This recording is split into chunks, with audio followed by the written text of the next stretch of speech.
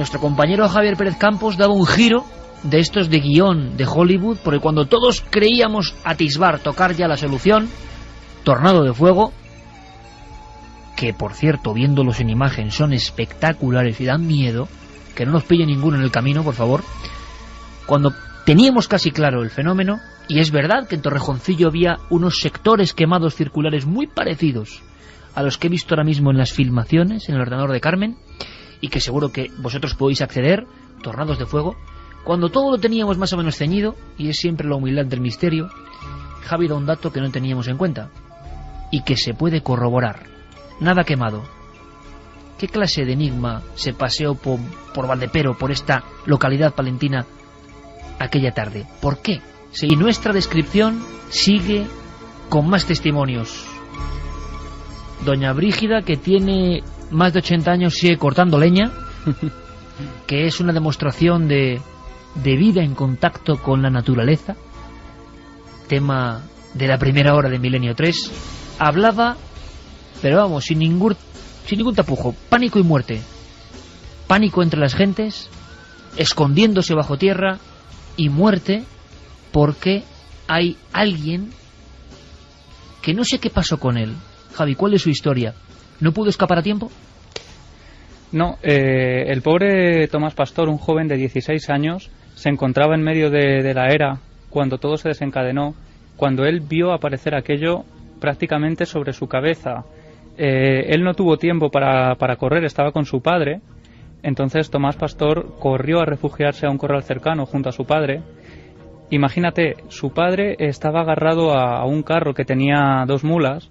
Las mulas, al ver aquello, se asustaron tanto que echaron a correr y salvaron la vida de aquel hombre, porque aquel corral se vino abajo y acabó con la vida de su hijo. Aquí tenemos a otro de los mártires del misterio españoles, que hay unos cuantos. Fenómenos extraños, más o menos comprensibles, han dejado vidas con nombre y apellidos en el camino, en la cuneta. Tomás Pastor. Su recuerdo, por supuesto, aún flota por el pequeño pueblo de Fuentes de Valdepero. Pues muy asustadas todas, cuando ya vimos que eso, pues ahí a ver, pues les ha pillado que a un chico le ha matado, pues dése cuenta, la familia, y de Valencia se despobló. Estaba estudiando la calle, los frailes y todo, un chico joven, y, horroroso. Estuvimos, yo creo que todo el pueblo, unos días, pues claro, como sobrecogidos, y ay, Dios mío. Antes de saber más de la muerte, Javi, importante, ¿hubo comisiones de científicos, investigadores, personas del gobierno, militares, que llegaron a Fuentes de Valdepero para saber por qué ahí, solamente ahí? No, lo más que llegó fue la ayuda de los bomberos de Palencia, del gobernador, de gente importante que llegó un poco allí a compadecer a la gente, ¿no? Y a estar con ellos durante las horas siguientes. Ayudó un poco también a alguna gente a reconstruir el pueblo, pero aquello, por lo menos no hay constancia aún hoy de que allí hubiera alguien que investigara aquello. Ni explicación, por supuesto. No, por supuesto que no. Y volviendo un poco otra vez, si me permitís, al tema del fuego que no quema, entre comillas, hay una historia que acabo de recordar que me contaban también. Otro pastor que se encuentra en la era cuando se desencadena el fenómeno y ve como aquella gran tromba, aquel torbellino negro, va hacia él, se dirige hacia él rápidamente. Él no tiene dónde refugiarse, se queda ahí pasmado, presa del pánico absoluto, y aquella tromba se posa sobre él. Él empieza a flotar dentro de ese gran torbellino y es transportado por él hasta 1 kilómetro más allá.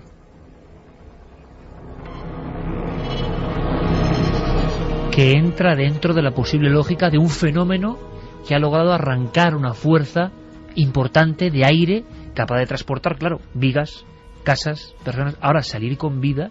Claro, los extraños que decían que se quedó de pie 1 kilómetro más lejos y completamente indemne, prácticamente. Más datos sobre Tomás Pastor. Hay que anotarlo ahora junto a Nicolás Sánchez Martín y tantos otros mártires del misterio españoles, con funestos encuentros cara a cara con la luz. El Colás, cerca de Cambroncino, unos 20 años de este encuentro, unos 20 años antes, se encuentra con esa luminaria que le viene cortando el camino, y quizá sacarle el puñal fue lo último que contó. fue como un gesto, como decíamos antes un Carlos Yandres, que no se debe hacer ante lo desconocido, sea una tribu, sea una luminaria. Aquello le traspasó a él y al caballo y murió a los pocos días, con una especie de agonía terrible. Bueno, pues hay que saber más de la muerte de este hombre en el año 35, después de aquel paseo fúnebre de un misterio por Valdepero. Y las buenas gentes del lugar aún se acordaban de una escena que parece de película por el dramatismo. Esta escena. Era muy majo, pero allí quedó. Que dice que decía, pero padre, quítame esta viga que me está ahogando, si no puedo, hijo, si no puedo. Y cuando ya la gente fue y empezaron a ir sacando, cuando llegaron él estaría un poco más pillado, pues ya le sacaron muerto. O sea, que no muere en el instante, sino que algunas personas del pueblo llegan a hablar e intentar auxiliar a Tomás Pastor.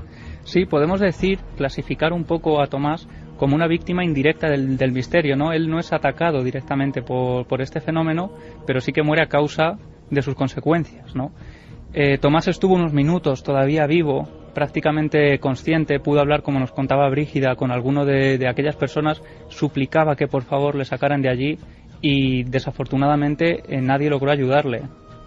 Yo le dije a Javi Pérez Campos, en esta investigación digna, no sé, de un Alardo Prats, José Cirré Jiménez, o sea, los míticos de la época, que acudiese a un testimonio que siempre suele quedar en las piedras y en las afueras de muchas aldeas. A veces es verdad que es fúnebre, pero ¿cuántos camposantos amigos nos hemos recorrido, no?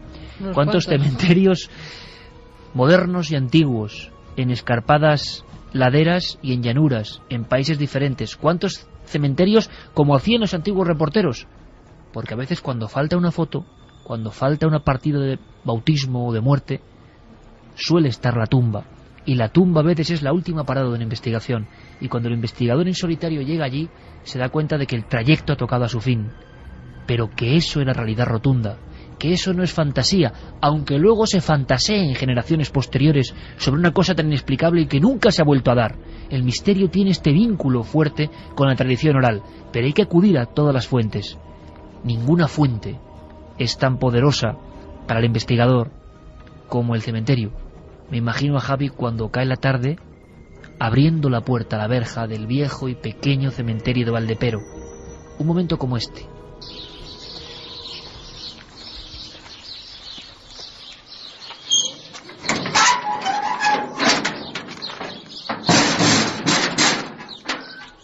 Abres la puerta, se oyen los pájaros. ¿Qué buscabas? Bueno, llevábamos todo el día grabando recursos, entonces ya estaba anocheciendo. Además, cuando llegamos al cementerio de Valdepero, los chicos se quedan fuera grabando recursos también de Valdepero desde fuera, ¿no? Desde la lejanía. Y allí estábamos buscando, desde luego, la tumba de Tomás Pastor. En las entrevistas previas había preguntado a todos los testigos y a la gente con la que habíamos hablado si por favor nos podían indicar dónde estaba esa tumba. Y bueno, bien por desconocimiento, bien por respeto, ¿no? Porque la gente, hay personas que lo tienen todavía muy presente, aunque hayan pasado solo nada más y nada menos que 76 años, hay gente que sigue teniendo el dolor y el recuerdo de aquella muerte. ¿Y el miedo? El miedo, por supuesto. ¿Al fenómeno? Sí, y siguen recordándolo tal y como estaban. De hecho, Brígida se nos emocionaba cuando recordaba cómo veía venir todo aquello. Entonces, bueno, nadie parecía querer decirnos dónde estaba la tumba. Nos decían que incluso estaba todo ya muy viejo, que había pues moho, que las tumbas incluso habría que limpiarlas un poco porque eran muy viejas ya, imagínate, año 35. Entonces yo me adentro en el cementerio, llego casi a la tapia del final e imagínate la cara que se me queda cuando una de las primeras tumbas que miro hacia abajo, una gran losa de piedra donde la única palabra legible a simple vista era tromba. Se refería a la tromba de fuego. Así es, cuando ya nos arrodillamos, ¿no? y analizamos la tumba y lo que ponía ahí, aquí yace Tomás Pastor, víctima de la tromba del año 1935 a la edad de 16 años. Es decir, imagínate, totalmente impresionados después de haber estado husmeando y buscando y rescatando esta historia, cuando el último momento es plantarte ante la tumba de la única víctima mortal de este extraño misterio.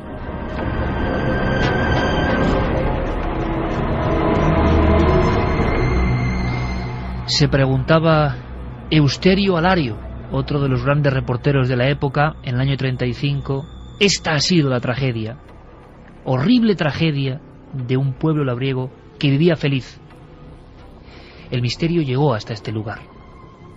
Dice, pero flota un ambiente de incertidumbre y de pesimismo por el futuro.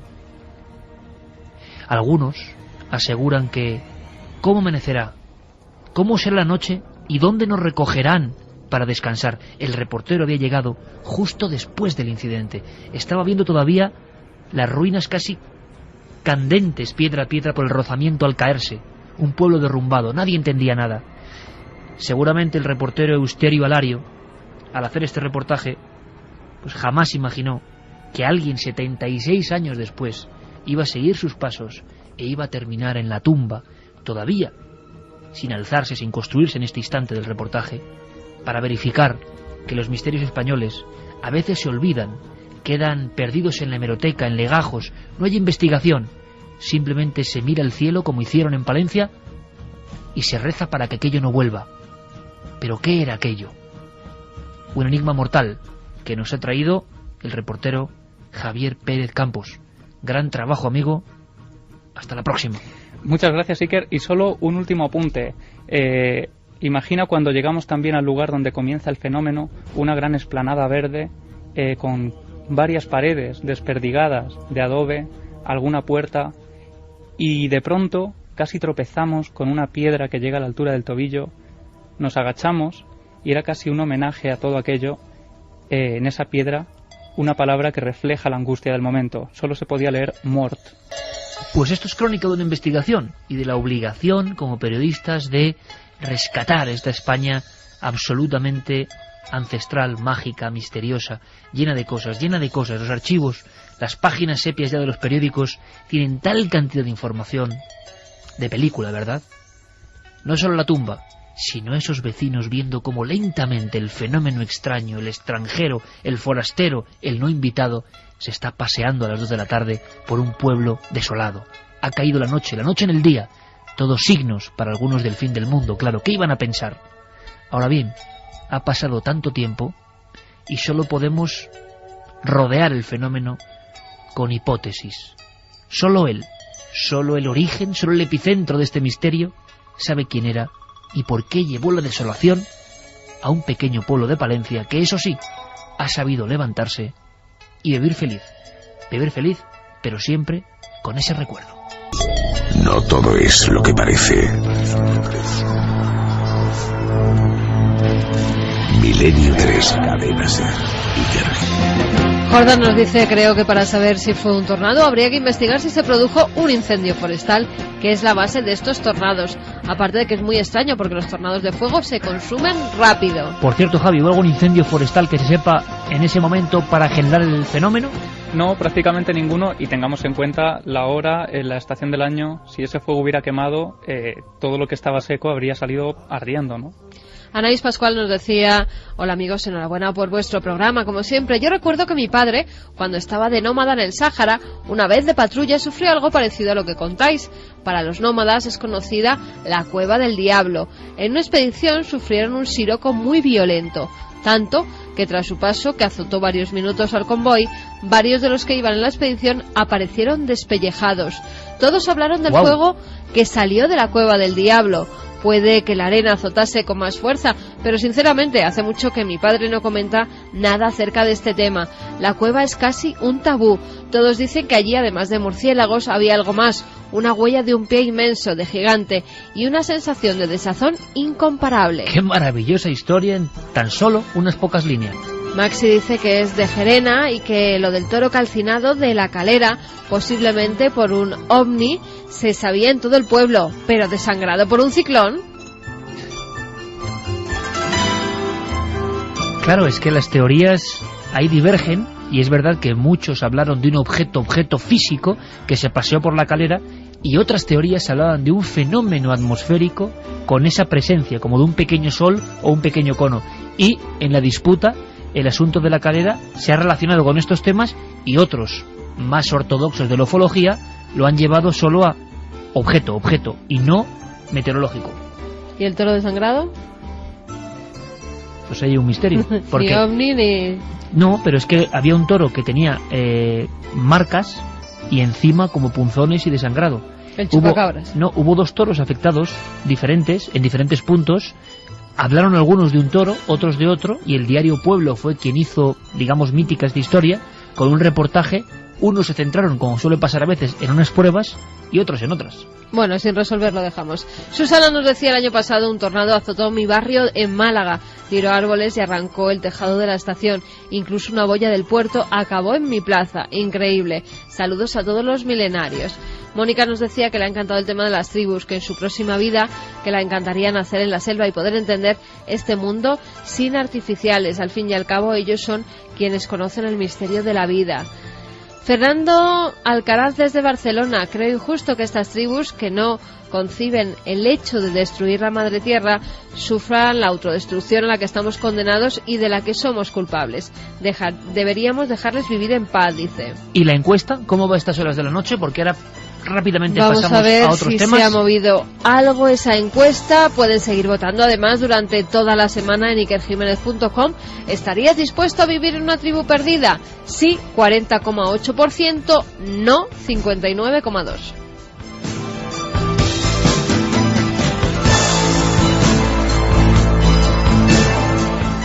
Por cierto que hay muchas novedades, esto de los blogs como que florece, bueno, blogs o espacios, ¿no?, dentro de otros espacios. Por ejemplo, en nuestra web damos paso a un blog que se ha hecho mítico y mucha gente sigue con si es verdad o no es verdad. Creo que es verdad, y con miles de visitas, el blog tuyo, Carmen, el de la nave de la moda, que está ahí y podéis acceder a él a través de ikerjimenez.com. Los que vayan a la página, buscando la página, sus contenidos, lo que hace Guillermo León, todo perfectamente ahí filtrado, colocado, noticias. De repente, no solo la página o este blog de Carmen, sino que se han encontrado hoy con una enorme sorpresa. De alguna forma, el gabinete del doctor Camacho y sus noticias insólitas y tóxicas, extrañas y tóxicas. Su mundo, su forma de ver las cosas. No puedo añadir más, lo iréis descubriendo. Es verdad que Santi puede sorprendernos con un amigo repentinamente, como la pasada semana, que provocó hilaridad, como es normal, la teoría de aquel hombre furgoneta en ristre que anunciaba por una parte de Estados Unidos que John Lennon había sido acribillado no por David Chapman, sino por Stephen King, y defendía vehementemente esa teoría. Claro, esto es tremendo, pero Santi es capaz de pasar de eso a información pura, dura, auténtica, de sus conspiraciones. Todo eso es su mundo, pero a veces, de pronto, surgen documentos reales. Yo siempre tengo que decirle a Santi: oye, Santi, esto es auténtico, de verdad, y tanto. Y volvemos a los archivos del FBI, que están dando mucho que hablar. Claro, estamos en tiempo de lectura, análisis, y van surgiendo cosas. Algunas cosas tienen que ver con personajes muy famosos, con ovnis y también con increíbles explosiones de artilugios en los cielos. Que suene el piano, que llega el tiempo de Santiago Camacho.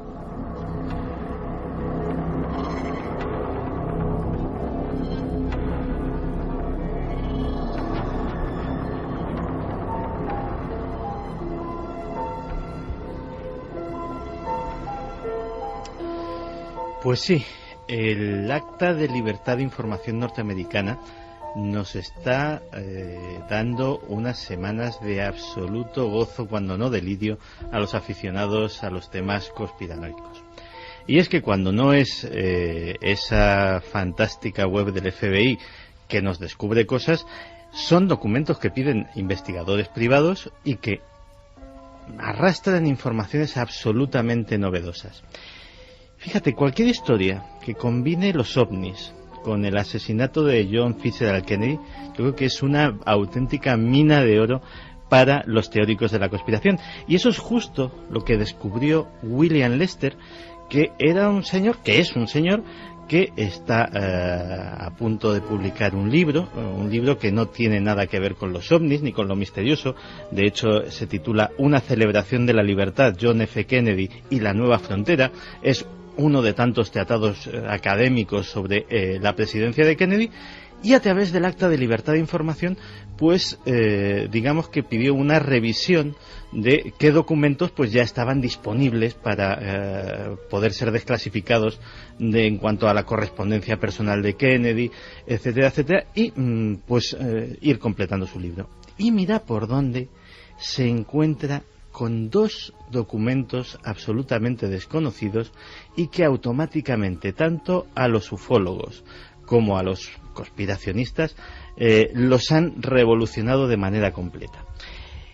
Imagínate una nota de alto secreto escrita el 12 de noviembre de 1963 en la que el presidente Kennedy ordenaba al director de la CIA la entrega de todos los expedientes relativos a los ovnis y tener una ronda de conversaciones con él y con otros directivos de la agencia sobre el tema en el siguiente mes de febrero. Esto es, Santi, permíteme, para que todo el público lo entienda, poquísimos días antes de su muerte. 10 días antes, exactamente. Claro, automáticamente los más suspicaces han hilado las dos cosas. Dice, bueno, Kennedy pide esos documentos, 10 días después lo matan, a ver si... Yo, ahí va mi opinión personal, yo creo que no. Es decir, una operación, tanto si hubiese sido si el asesinato de Kennedy, como muchos creemos, es fruto de una conspiración, una operación de ese calibre no se monta en 10 días. Es decir, las razones tuvieron que ser otras y esto es sencillamente una coincidencia. Pero sí que nos habla de ese interés del presidente Kennedy por ese asunto. Y hay un segundo memorándum, este dirigido al director de la NASA.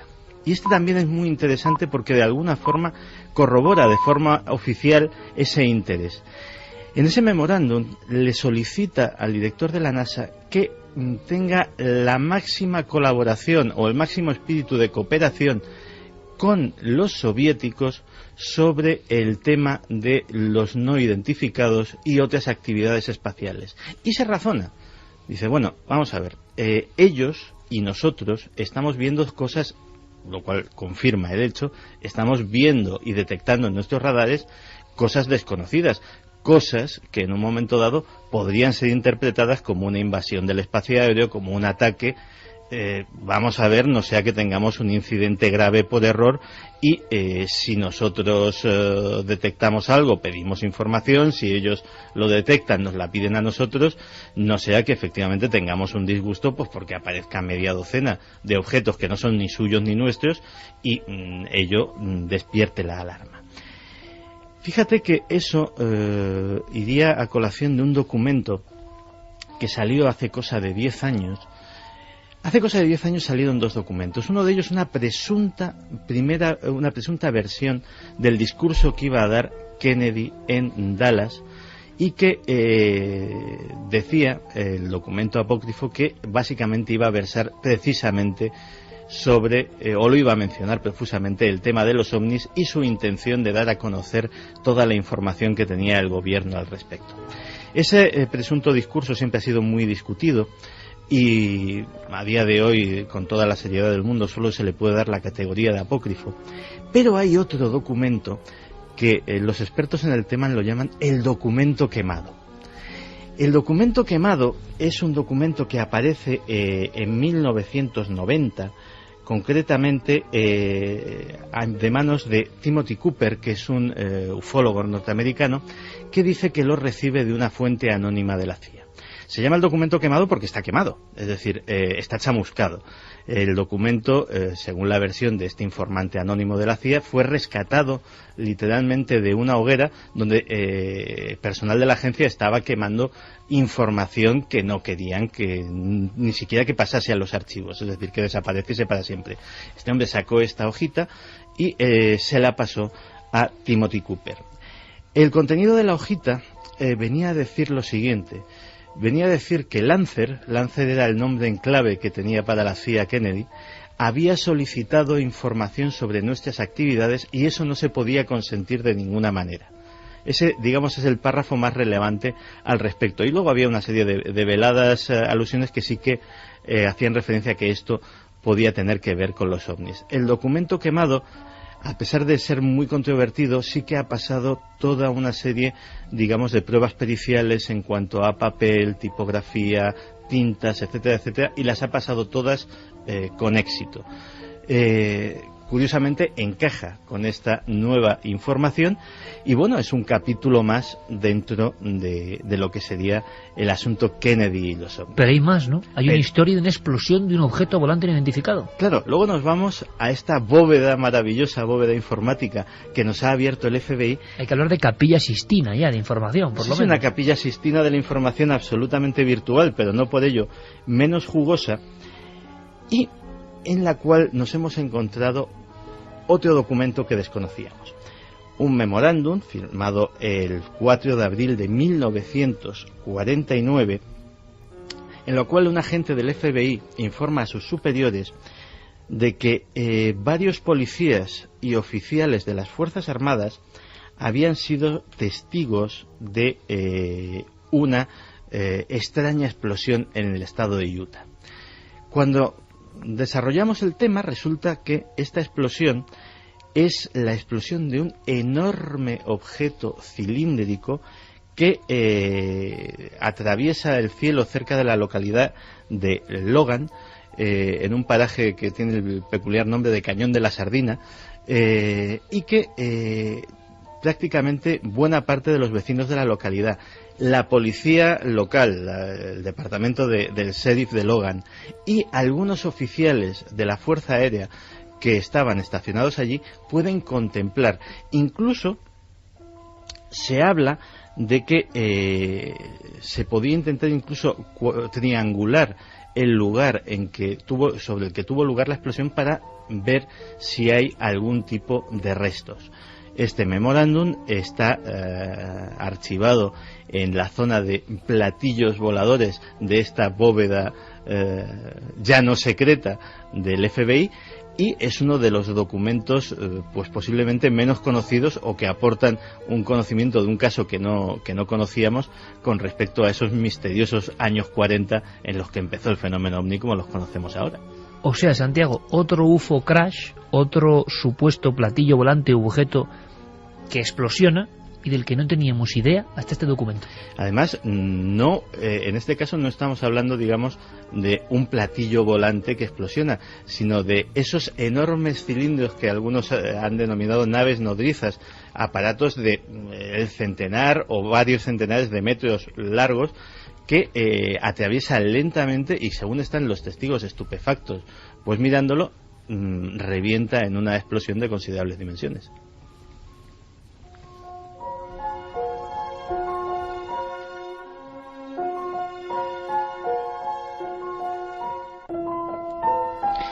Bueno, pues la CIA sigue arrojando información que es muy interesante, que está siendo analizada y, por supuesto, Santiago siempre dará buena cuenta de ello. Es raro un detalle, Santi. Antes de hablar de un tema ahora que da bastante miedo, hay unas imágenes tremendas de una niña encadenada.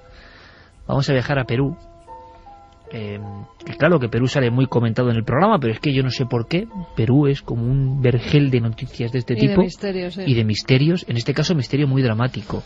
Pero hay una cosa, bueno, luego lo comentaré mejor, porque ahora nos metemos en camisa de 11 varas de lo demoníaco, lo extraño. Pero ha pasado algo. En el mismo instante en que Guillermo ha volcado la sección de Santi con sus noticias, ha pasado algo. Una extraña vigilancia. Luego, Santi, a ver si me cuentas algo. Ahora vamos con temas que ponen la carne de gallina, cadenas, Perú y una niña.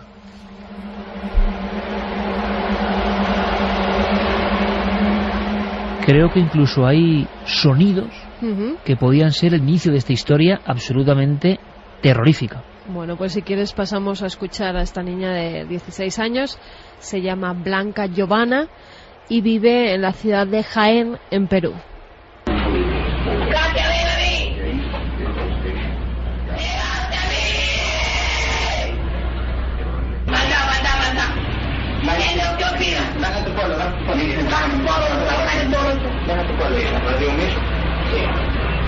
Usted es científico, ¿no? ¡Katia, ven a mí! ¡Llegaste a mí! ¡Fernando! ¡Llegaste a mí, Fernando! ¿Quién es Fernanda? Mi esposa. Hay que interpretar esto. ¿Qué está pasando ahí? Pues fíjate, esta es una chica de 16 años que hace 3 semanas estaba realizando la ouija con unos compañeros del colegio. A raíz de jugar, entre comillas, a la ouija, pues empieza a tener unos comportamientos extraños, hasta tal punto que los padres tienen que encadenarla directamente con una larga cadena para que no se haga ella ni daño ni haga daño a los demás, porque se lanza literalmente hacia las personas. Habla de las fuerzas oscuras, del demonio, del diablo. Has oído esa voz gutural, ¿verdad?, que tienen casi todas las poseídas. Dice palabras que no comprenden muy bien, la familia está desesperada. Hay unas imágenes impactantes que se ve a la niña detrás de unas rejas asomada a una ventana de su casa que son terribles. Y el rostro que tiene esa chica es que está demodado por completo. No es una niña normal, se ve que tiene maldad en los ojos. Hay un momento en el que hemos escuchado: usted científico, ¿verdad? Se dirige a una persona que está detrás de la cámara y que se lleva un gran susto en ese instante, Iker. No saben qué hacer con ella, han pedido la ayuda de un psiquiatra, de un psicólogo, porque realmente no saben si está poseída. Es que estaba haciendo daño no solamente a ella, sino también a los demás, y que estaba atacando a la gente. Hasta que a esta pobre cría no la ayuden, no la lleven a un centro especializado o de psiquiatría, o un exorcista realice algunos rezos sobre ella para que calmen ese estado de histeria en el que se encuentra, pues por el momento no pueden hacer otra cosa. Pero porque es que ella misma puede hacerse daño, porque ya te digo que estaba agarrada a los barrotes de su cuarto y se puede lanzar en cualquier momento. Y la familia certifica que era antes de hacer, que había habido un juego, una práctica de la ouija 3 semanas antes. Y sí, claro, dices poseída, o que ella cree que está poseída, evidentemente, esa noción, ¿no?, de estar infectado por el mal, y que realmente provocó unos estados de violencia atroces. Es curioso porque también de América, y concretamente de América del Sur, nos llega una noticia que tiene que ver con ritos, con amuletos, con significado de piezas concretas, y que luego, por lo menos lo que denuncian algunas personas, es que empieza a haber problemas. Yo siempre me acuerdo de Antonio José Alés, Alés, que sabía de radio mucho. Algunas veces hablaba, yo tampoco lo entendía muy bien, pero daba mucho miedo escuchar a Alés cuando decía esas cosas, y tú te acordarás perfectamente, Santiago. Le llamaba gente de vez en cuando, era un programa como más de toma y daca, y él incluso aconsejaba a la gente, que es algo difícil, ¿no?, opinar y contar, bueno, pero aconsejar. Pero Alés lo hacía, se metía en ese barrizal y a veces salía pues con bastante elegancia de él. Pero recuerdo más de una llamada, y 2 y 3, ya en los años 80, que alguien decía que en su cuarto, por ejemplo, estaban empezando a pasar cosas extrañas. Un oyente cualquiera, escuchando la radio, años 80, 85, 86, recuerdo las llamadas de algunas personas que hablaban de una figura repentinamente junto a la cama o junto a la puerta, señalando un punto. Se convirtió casi en un clásico en Madrid a final de los 80, por lo menos las llamadas contando, aterrorizadas las personas, que había como alguien señalando un punto. Bueno, Alés de inmediato hacía una pregunta que a mí me extrañaba, y es: ¿hay algún objeto de algún difunto que usted guarde en su domicilio, en su cuarto? Claro, muchas personas pues tenían el reloj del abuelo, la joya de la madre ya muerta, la cadena de... que es lo lógico, que imagino que en todas las casas de España y del mundo habrá cosas de nuestros antepasados. Bueno, pues Alés siempre incidía, yo no sé de dónde viene esto, en que no había que tener ninguna cosa que hubiese pertenecido incluso a nuestras generaciones, porque se generaban estos fenómenos. Fíjate, hasta que me preguntabas si me acuerdo. Te voy a comentar una... Tú también lo pasaste mal aquella noche. No, o sea, no solo me acuerdo personalmente, sino que te voy a hacer una pequeña confesión personal.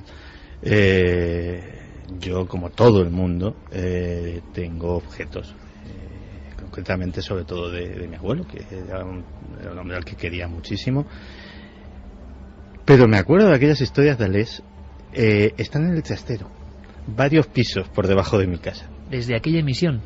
Era grande Alés, para generar esto, desde luego. Bueno, pues yo creo que no pueden ser malos si son de familiares y de eso, y siempre nos acompañan. Claro, pero estamos hablando de lo que decía Les, ¿no? Y de su particular liturgia. Yo también era muy niño cuando Claro. Sí, pero hay gente que le puede dar miedo, Claro, y empieza claro. a guardar las cosas en los Bueno, desvanes. Estamos hablando Estamos todos rodeados de claro, objetos que han pertenecido a nuestros antepasados y no Hombre, por eso vemos visiones a los lados de la cama. y de arte incluso, ¿no? Que pertenece a personas que ya no Mira, están. yo llevo un amuleto de hace 3000 años. Pero es curioso porque Ales lo decía como, estamos hablando siempre de lo que decía Ales, como con mucha vehemencia defendía eso, y hasta el final de sus emisiones radiofónicas defendía eso, a saber, ¿no? ¿Por qué Antonio José Ales tenía esa conciencia? ¿Le habría pasado algo a él? Pues no lo sé, pero lo cierto es que en América hay muchos ritos de mantener ya no amuletos, collares, anillos, sino cosas un poco más tenebrosas. Huesos. Claro, y ahora hay gente que se está quejando de que pasan cosas. En Ecuador, al parecer hay una tradición, pues de que si te vas por un camposanto y encuentras huesos, esos huesos han ido en tu busca y entonces como que te los tienes que llevar a casa para que te protejan, para que protejan el hogar, para que protejan a la familia. No solo eso, hay mucha gente que incluso cuando sus familiares ya ha pasado un tiempo, pues desentierran al familiar y se llevan pequeños huesecitos para tenerlos en altares en sus casas. A raíz de eso, ¿qué está pasando? Pues que mucha gente dice que cuando ha entrado esa pequeña reliquia, ese pequeño huesecito en la vivienda, han empezado a ocurrir cosas. Fenómenos paranormales, puertas que se abren y se cierran, una especie de sombras que recorren los pasillos, las habitaciones, familiares que empiezan a sentirse mal cuando llegan a esa casa y no saben por qué, y no saben incluso que ese hueso está dentro de esa vivienda. El caso de Iker es que y que han descubierto quizá a posteriori que estaba el hueso después de ciertos fenómenos. Efectivamente, muchos de ellos lo que han decidido es coger esos huesos y volver a la tierra, volver a enterrarlos, darles, en este caso, un entierro justo, digámoslo así, rezando unas oraciones para que esos espíritus, pues al parecer se calmen. Pero recordemos también que desde la Edad Media, pues las reliquias de santos han estado por todas las iglesias y por muchas casas, por muchas viviendas. Era muy normal tener esos relicarios en los que había pequeños huesecitos de santos, ¿verdad?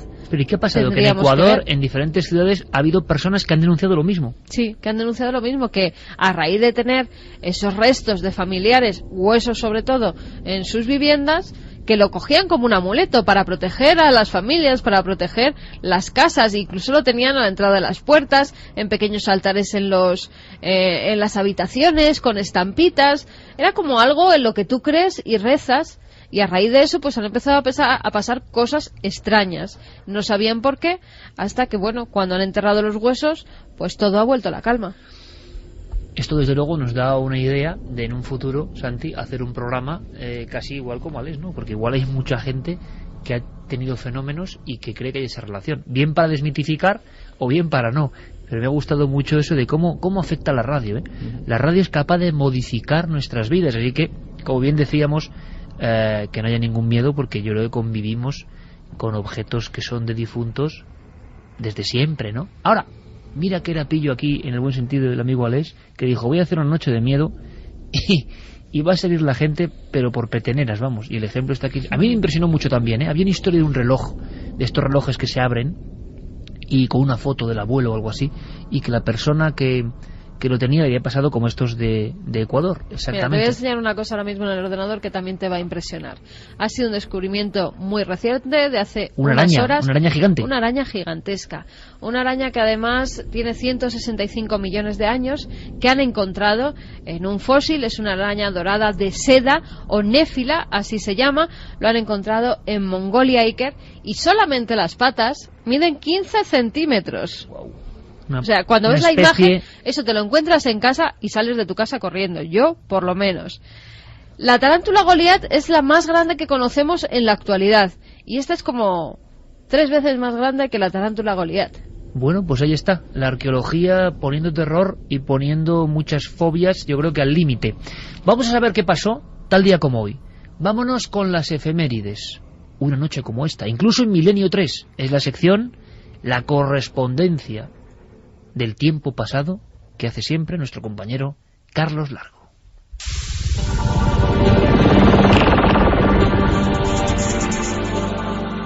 24 de abril de 1964.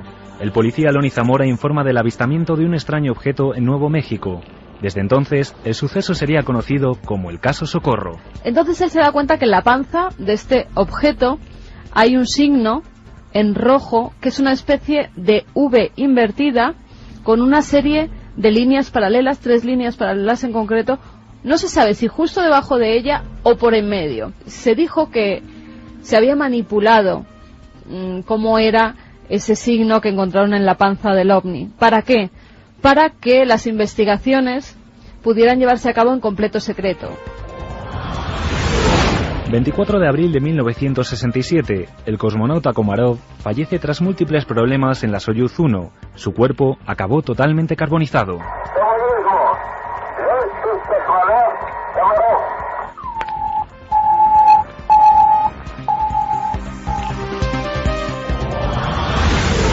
24 de abril de 2001. Se prohíbe en la Unión Europea la utilización de harinas cárnicas para alimentar al ganado. El motivo principal, la crisis generada por el síndrome de las vacas locas. El propio agricultor, el propio ganadero tiene una sensación de que aparte de tener un animal enfermo y de ver en riesgo su propio medio de vida, tiene la sensación que en cualquier momento lo van a detener por envenenar a una población sin haber contribuido nada. 24 de abril de 2006, la efeméride de Milenio 3. La nave del misterio daba en primicia 2 sorprendentes noticias. La sonada detención de Zósimo Pascual Recuero al descubrirse el cuerpo de su hermana Aurora emparedada en su domicilio y un extraño incidente ocurrido en el cementerio de Peralada, en Girona. Y se encontró con una otra lápida sacada de sitio, con un nicho abierto, con un ataúd reventado, abierto por todos los sitios, con todos los huesos y todas las sábanas por el suelo, y con un hornillo, con un cazo, con un tetabric de caldo y unas tazas, el cual se desprende de que hicieron hervir el caldo del tetabric con huesos y parece ser que se lo bebieron.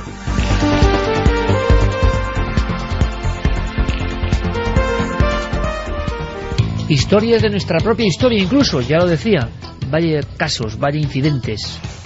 Por cierto, hay uno que realmente parece también anacrónico, digno de la crónica de Carlos Largo.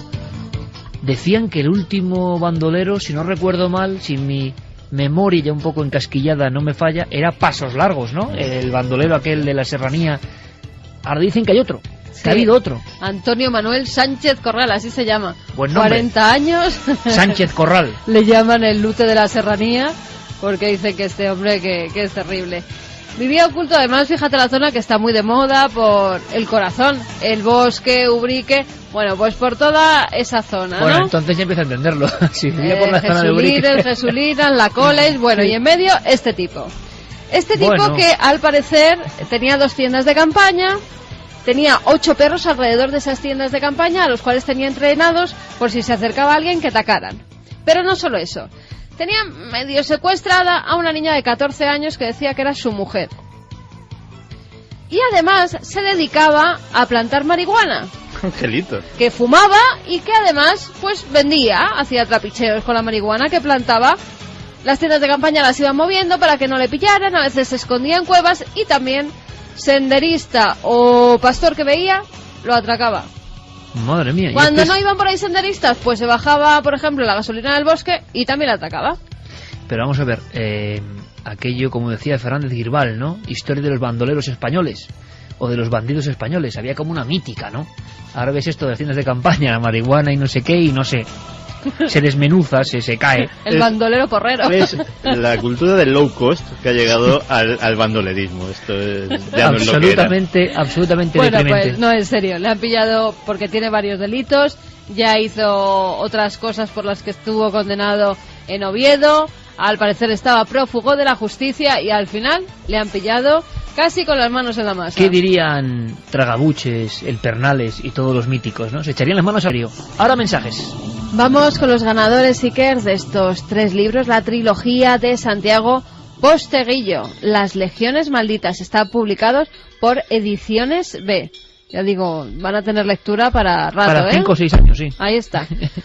Uno es para Sergio de Madrid, que nos decía: formo parte de ese 40% que estaría dispuesto a vivir en una tribu perdida. desligarte de ataduras tecnológicas, necesidades prefabricadas y egoísmos maniqueos suponen un paso vital muy interesante. Además, el poder acceder a un universo de conocimiento olvidado por la civilización moderna me resulta muy atractivo. Eso sí, con billete de vuelta, por si acaso.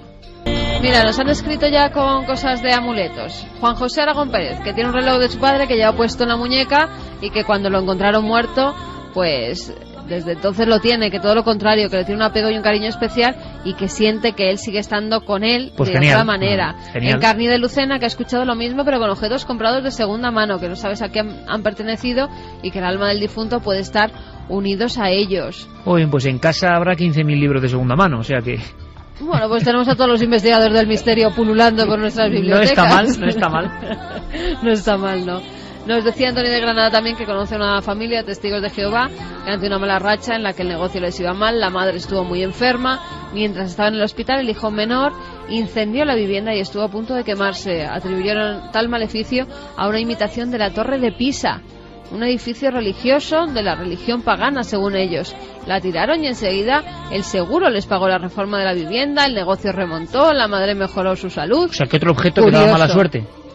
Que sí, en principio daba mala suerte y cuando se deshicieron de él, pues bueno, empezó es a ir que todo bien. Hay cosas que impregnan mucho la mentalidad, eso de objetos que dan buena suerte y mala, es de lo que más funciona porque todos tenemos una tendencia, esta cosa nos da buena suerte y esta mala. Y luego el objeto de mala suerte es un chivo, nunca mejor dicho, un chivo expiatorio. Tú identificas en tu casa, esto es lo que me ha traído esta racha, haces el ritual de desprenderte de ello y de alguna manera es como las hogueras de San Juan, y estás iniciando la voluntad de iniciar una etapa nueva y algo de efecto o como hace. el mal de ojo, que si crees en él, pues hay gente que puede tener mal de ojo. Si no crees en él, no te afecta. Bueno, pues aquí hemos estado pues para dar oxígeno, para viajar por los mundos, para conocer historias de nuestra historia. Este equipo que en directo, como siempre, ha intentado que vuestra imaginación vuele. No hay viaje más fantástico que el que propone mentalmente, con los sentimientos, la radio. Con Carlos Largo, Fermín Agustín, Noel Calero y todo este equipo. Santi, compañero, mañana nos vemos en Cuarto Milenio. Sí, señor. Por cierto, mañana con imágenes, detrás de la imagen, una historia tremenda. Mañana vamos antes. Sí. Ya podéis estar ahí ayudándonos, porque cuando vamos antes es mucho riesgo. 12:15, además es que vuelve mucha gente de viaje, las vacaciones, siempre son fechas complicadas. Y es curioso... 12:15 de la noche, ¿por qué? Porque ibas a decir que antes va... Y no estaba preparado. No.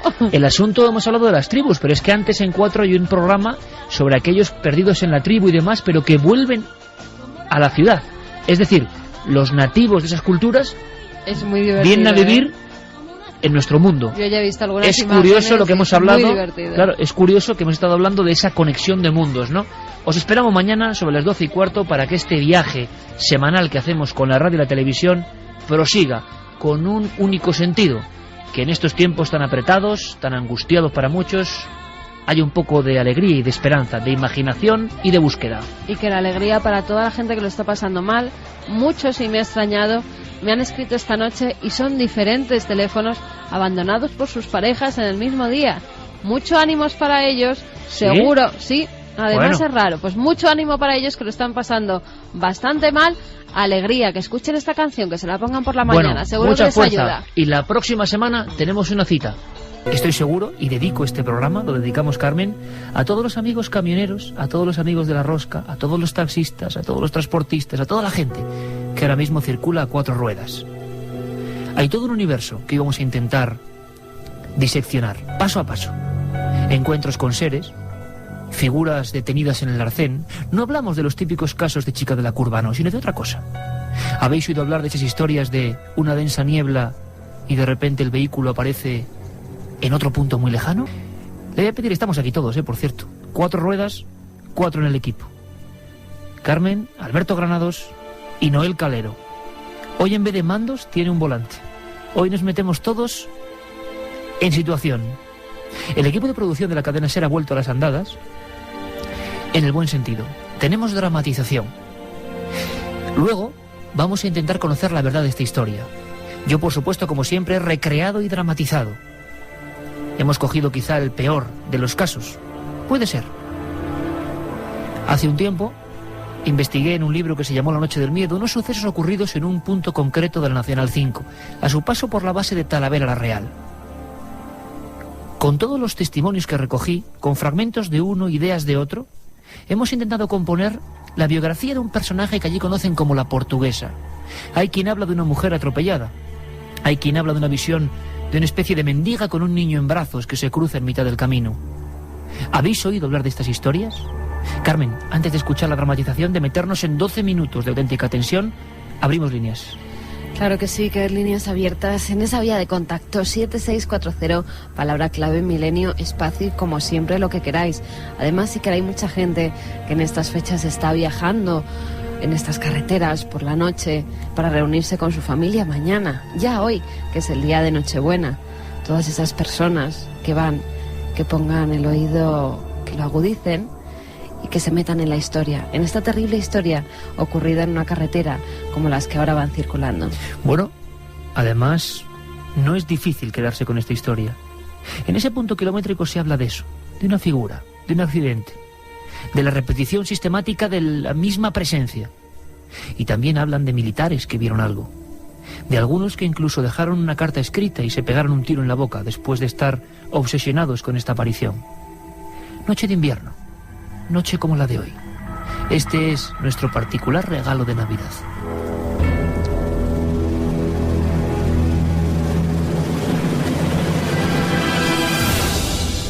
¿Has visto eso? ¿Qué? ¿Qué ha pasado? ¿Qué pasa, Antonio? Mujer, ¿no te has dado cuenta? Estaba allí, junto al árbol. ¿No lo has visto?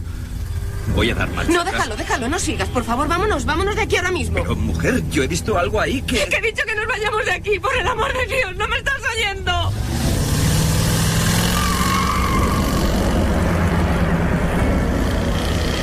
Aquel matrimonio, regresando de sus vacaciones, circulaba por la vieja Nacional 5. Eran ya cerca de las 3 de la madrugada, y ambos, aunque solo fuera por una fracción de segundo, habían visto lo mismo.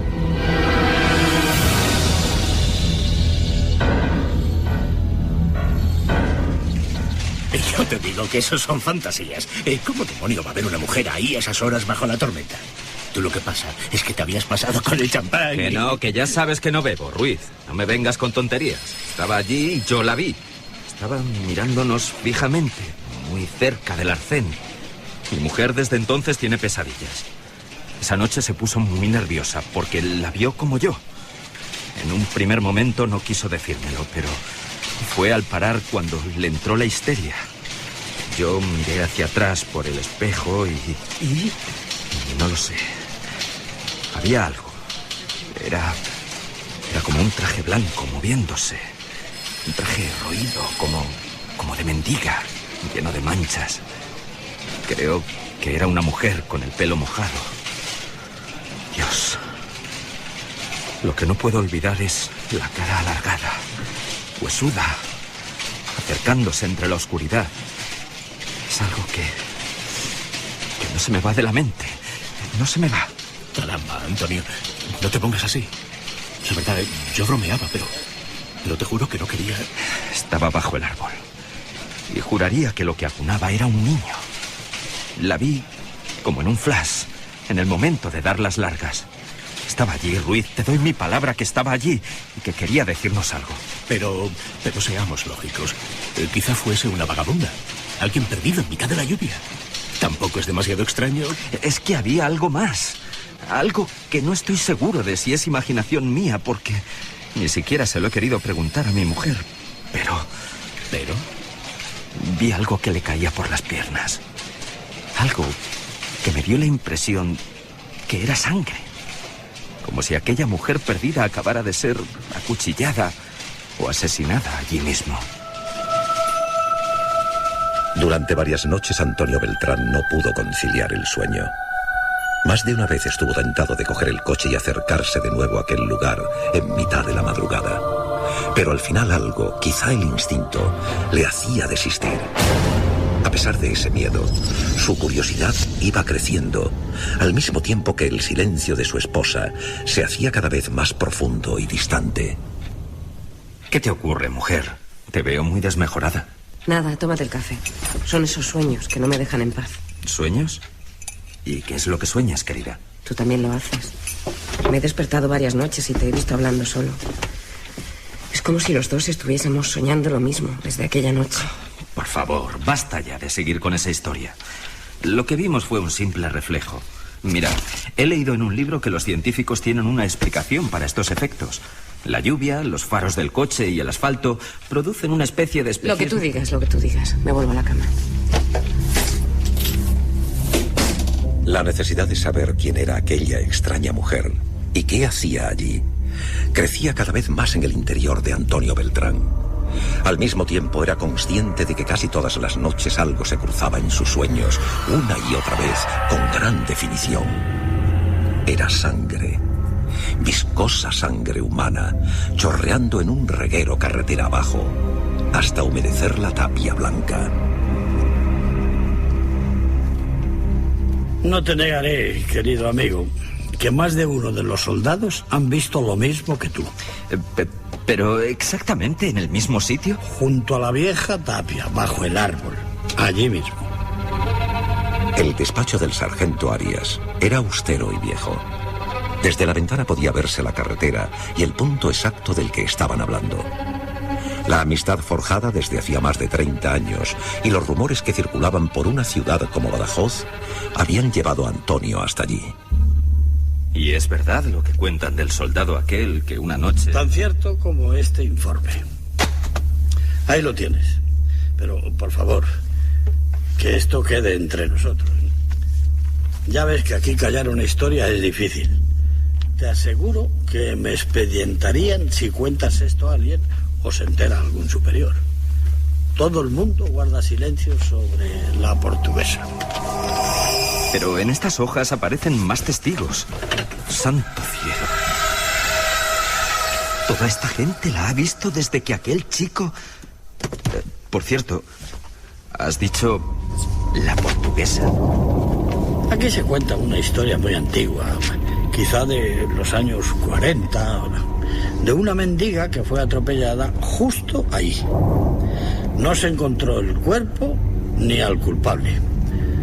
Pero parece que una mujer embarazada no fue socorrida y quedó allí desangrándose con el bebé en las entrañas durante toda la noche. Una noche de tormenta.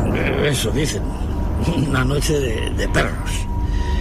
Y desde entonces, toda esa gente que aparece en estos informes ha venido a la base a denunciarnos lo mismo, la misma aparición. Bueno, sobra decirte que todo esto se guarda en ese mismo cajón y de aquí ya no sale. ¿Y esta foto? Dios, ¿esto qué es? Para Antonio fue un gran impacto encontrarse con aquella imagen de una cabeza destrozada, como si fuese una sandía reventada contra el asfalto. La fotografía en blanco y negro, adjunta al grueso expediente, mostraba además el cañón de un fusil que se asomaba como una sombra. José Mateo Cano, 20 años, suicidio. Un tiro en la boca en esa garita que ves ahí. Pegada a la carretera y al árbol. El rincón de la portuguesa, para hablar claro. Sus compañeros nos confesaron que andaba muy nervioso siempre cuando le tocaba hacer guardia allí. A alguno le había hablado de un sonido como una risa que poco a poco se hacía más audible y que salía desde los arbustos del otro lado de la carretera.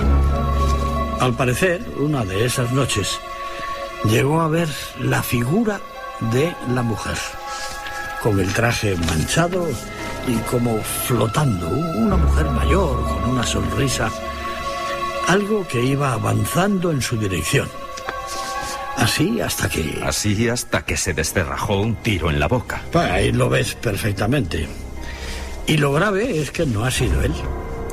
Desde el mismo momento en que se construyó esta instalación militar, ha habido gente que la ha visto. Una noche de hace un par de años, 3 soldados abrieron fuego contra una figura que avanzaba en la oscuridad. Y justo antes de aparecerse, también habían escuchado un misterioso sonido, como un llanto.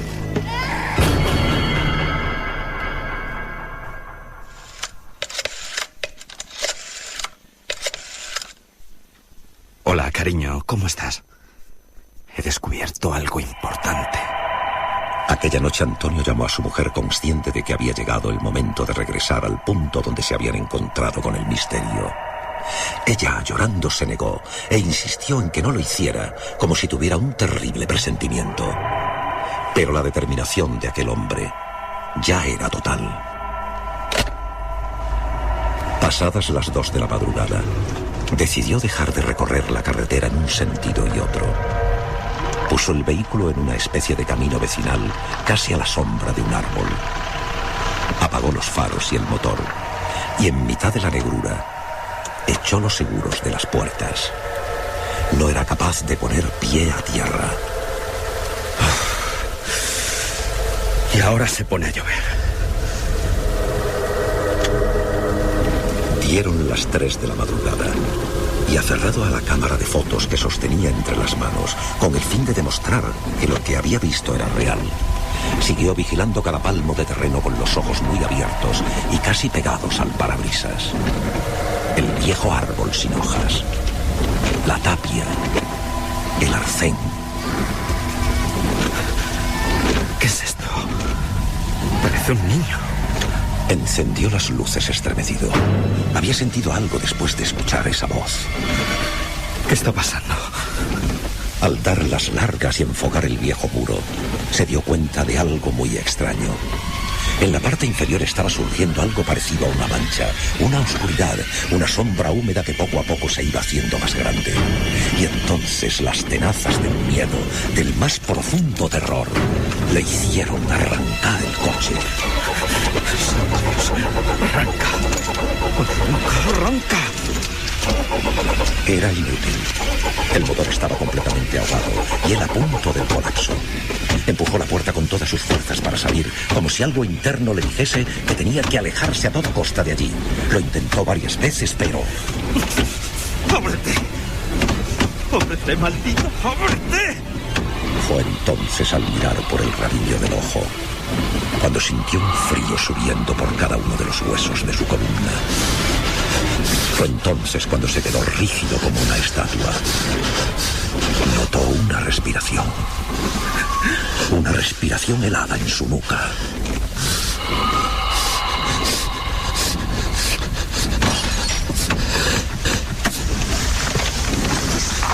¡Socorro! ¡Ayuda! ¡Socorro! ¡Socorro!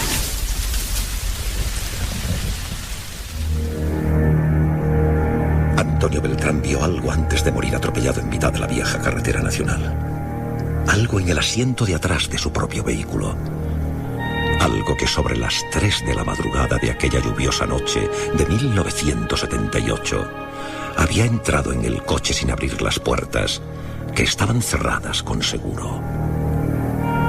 Algo que muchos llamaban la portuguesa.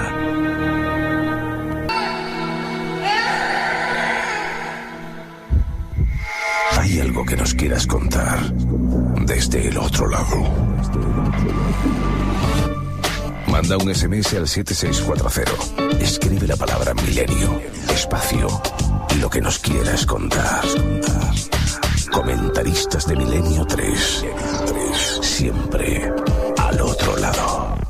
Cuando estoy muy agobiado, un par de licores es lo mejor. El mundo se vuelve maravilloso. Con 2 cervezas se me quita la vergüenza. Me convierto en una persona más sociable. A mí el vino me sienta genial. Con 2 o 3 copas me transformo en un tío muy divertido. No me conoceríais. Te puede parecer que un par de copas de alcohol te convierten en la persona que te gustaría ser. Pero al volver a la realidad, el que lo paga eres tú. Si conduces, no pruebes ni una sola gota de alcohol. No podemos conducir por ti. Dirección General de Tráfico. Móviles no, perros no, silencio sí, prohibido parar, prohibido arrancar. El día siempre está escrito, la noche por escribir. La noche es para reír, jugar, bailar, disfrutar. La noche es para los búhos. Entra en su magia con Licor 43. Búho 43. Nadie sabe más de la noche. El demonio, un personaje fruto de las creencias religiosas. ¿Una figura producto del miedo y la superstición de una época oscura ya pasada? La respuesta es no. En La Iglesia y sus demonios, la periodista Carmen Porter demuestra que esta figura y su halo de maldad están más vivos que nunca. Editorial Edad presenta La Iglesia y sus demonios de Carmen Porter, una obra que les sobrecogerá. ¿Estás preparado para lo que pueda venir? Milenio 3, con Iker Jiménez y todo su equipo.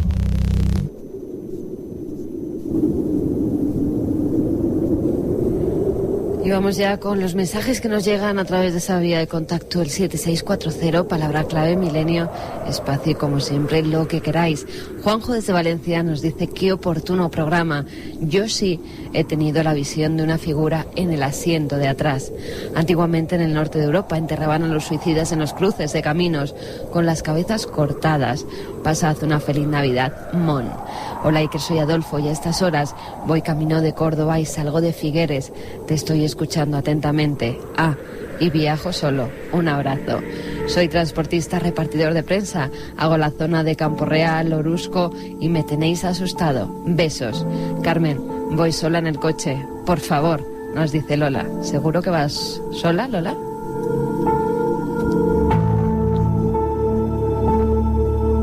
Ayer pasé con la grúa por la C44 en Tarragona. Hay un túnel donde dicen haber visto una mujer de blanco.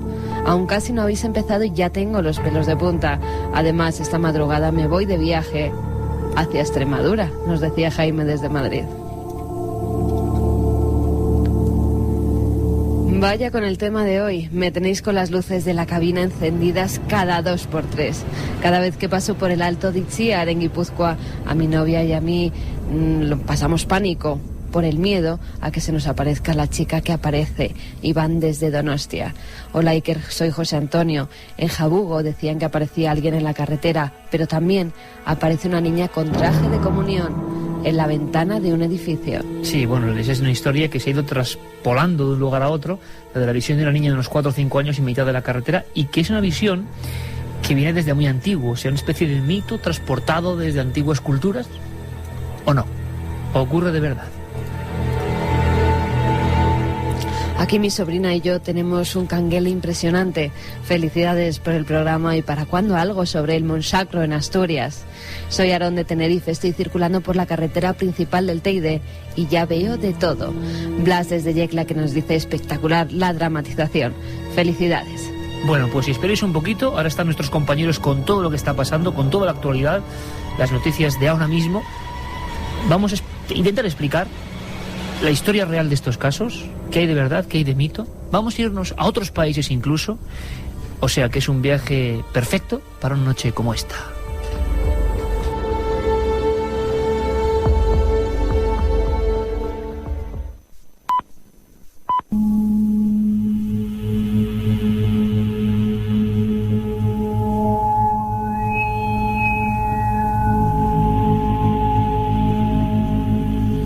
Y 5, regresamos después de la información. Vuelve a cambiar el ambiente. Noel Calero en la nave del misterio, que hoy repetimos, bueno, pues vaga por diversos rincones de España y de todo el mundo, por las carreteras secundarias sobre todo. Nuestro compañero Alberto Granados, que luego nos va a hablar de extraños casos con una densa niebla. ¿Leyenda urbana o realidad?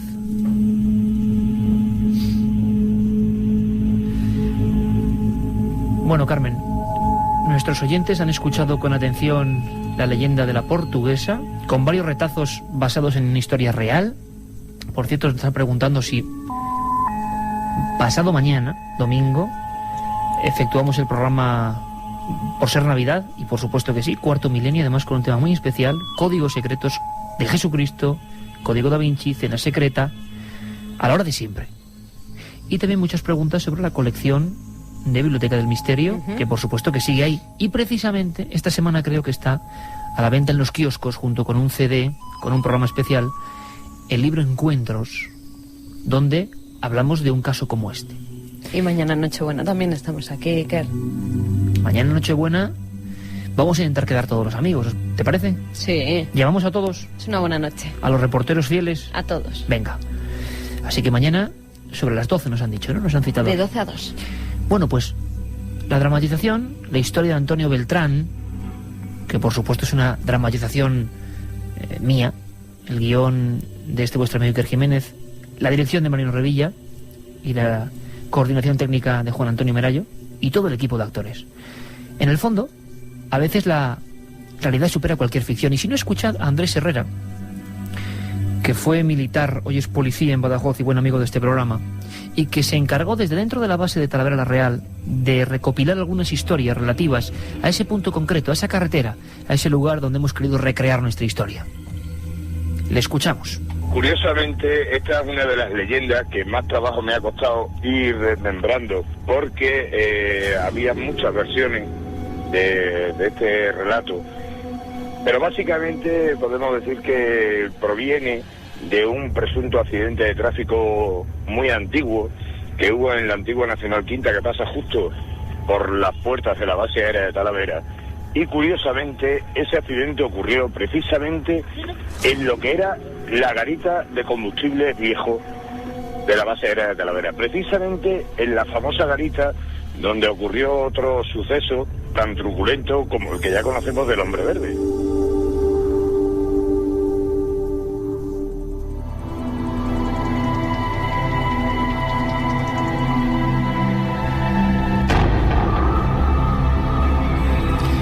Ahí está el testimonio de Andrés Herrera, un hombre que trabajó, pero vamos, con sudor y con lágrimas, recopilando una información que suele estar siempre secreta, quizá porque, como decía él, ese incidente de la noche del miedo, esos 3 soldados que disparan contra una figura que se aproxima a ellos con brazos en cruz en mitad de la noche, en ese punto concreto del Nacional 5, la antigua Nacional 5, pues motivó una operación de silencio tremenda. Sin embargo, es curioso que el mito, la historia y la leyenda, muchos años antes, se producía exactamente ahí. A veces es singular cómo en algunos sitios se solapan las historias, una detrás de otra y siempre en el mismo sitio. Quizá la clave precisamente está eso, en el sitio.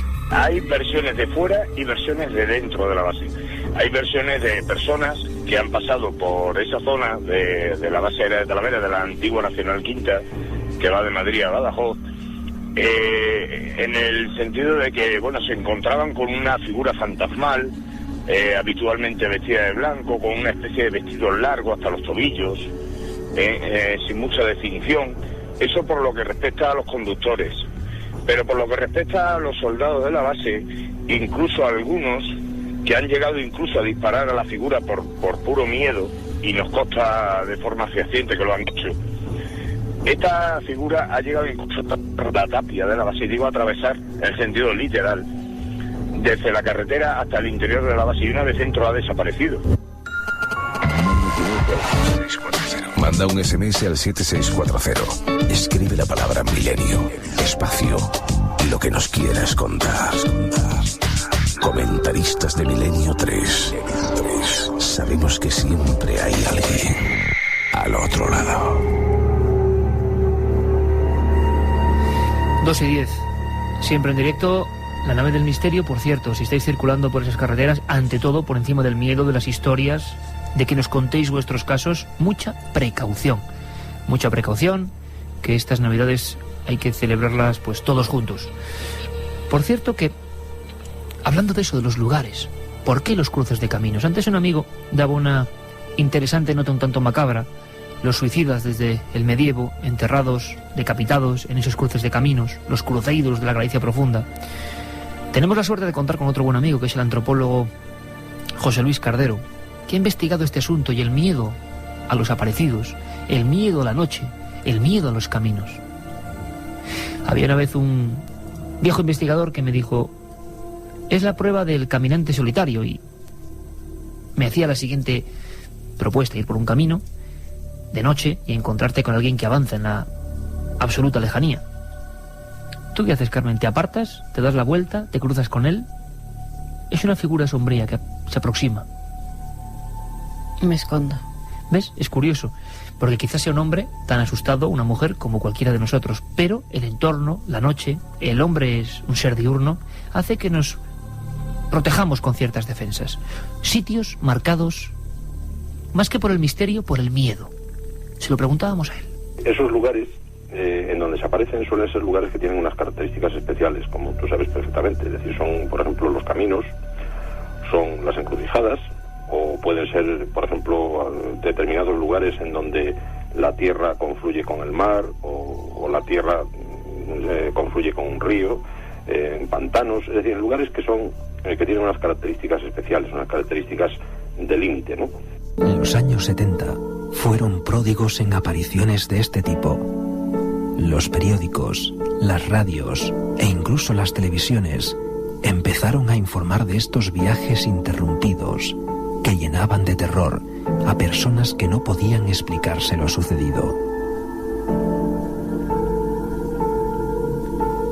En España y Argentina se produjeron algunos de los incidentes más célebres y mejor estudiados.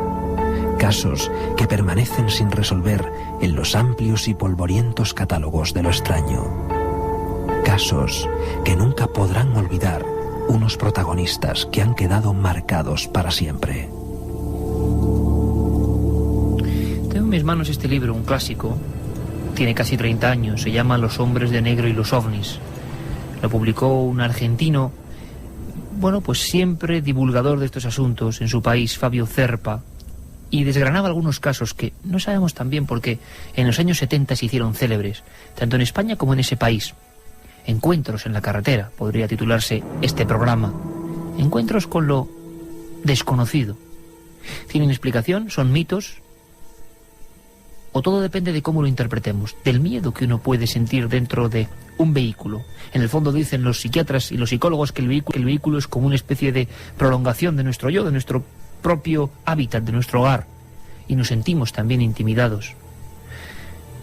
Hay un caso que es muy especial, que quiero que conozcáis. Todo un clásico. También ocurrió una noche como estas. Y estoy seguro que se sienten muy identificados todos los amigos camioneros que ahora mismo nos escuchan en cualquier ruta. En este caso nos vamos al año 1973. En su día se habló del encuentro cercano mejor estudiado de todos los tiempos. La historia de Dionisio Yanca. El domingo 28 de octubre de 1973, Dionisio Yanca emprendió viaje desde la ciudad en la que vivía, Bahía Blanca, hacia Río Gallegos, ya que debía transportar materiales de construcción con su camión. Hacia las 12:30 de la noche, Yanca se dirige hacia una estación de servicio para llenar el depósito de gasolina y se da cuenta de que la rueda trasera derecha de su camión le falta aire, pero decide seguir y cambiarla más tarde en el camino. 1 hora y media después, y aproximadamente a unos 19 kilómetros de Bahía Blanca, para el camión en el arcén de la carretera para cambiar el neumático. Observó una luz amarillenta a unos 2000 metros de distancia. Pensando que se trataba de otro automóvil, continúa con su tarea. Pero de pronto, esa luz amarilla se detiene justo detrás de él. Dionisio se queda paralizado y siente que alguien le está cogiendo por la espalda. Cuando logra levantarse, ve a 2 hombres y a una mujer pegados a él y observa cómo le agarran 2 dedos y hacen en ellos un corte. A partir de ahí no recuerda nada más, solo que 48 horas después se despertó en el hospital municipal de Bahía Blanca. Posteriormente, y tras ser sometido a hipnosis y después al suero de la verdad, lo que recuerda es a unos seres descendiendo de una especie de haz de luz compacto. Se le acercan y con una especie de bisturí le hacen una incisión en los dedos. Después lo introducen en una nave. Lo que Yanca describe es a una mujer que le examina, ve por una especie de mampara el cielo estrellado. También observa como unos cables o mangueras flexibles salen de unas compuertas situadas en la parte inferior y van a parar a un poste de alta tensión. Más tarde se comprobaría que efectivamente ese poste aparecía roto en el lugar de los hechos. Observa de nuevo a la mujer, en esta ocasión poniéndose un guante negro con 5 punzones en la parte de la palma y haciéndole una incisión. El corte, efectivamente, aparece en el cuero cabelludo del camionero, que además muestra un hematoma. Transcurrida una media hora, ve que se abren las compuertas y es depositado en tierra mediante el haz de luz en la carretera. Un coche lo traslada y se despierta en el hospital.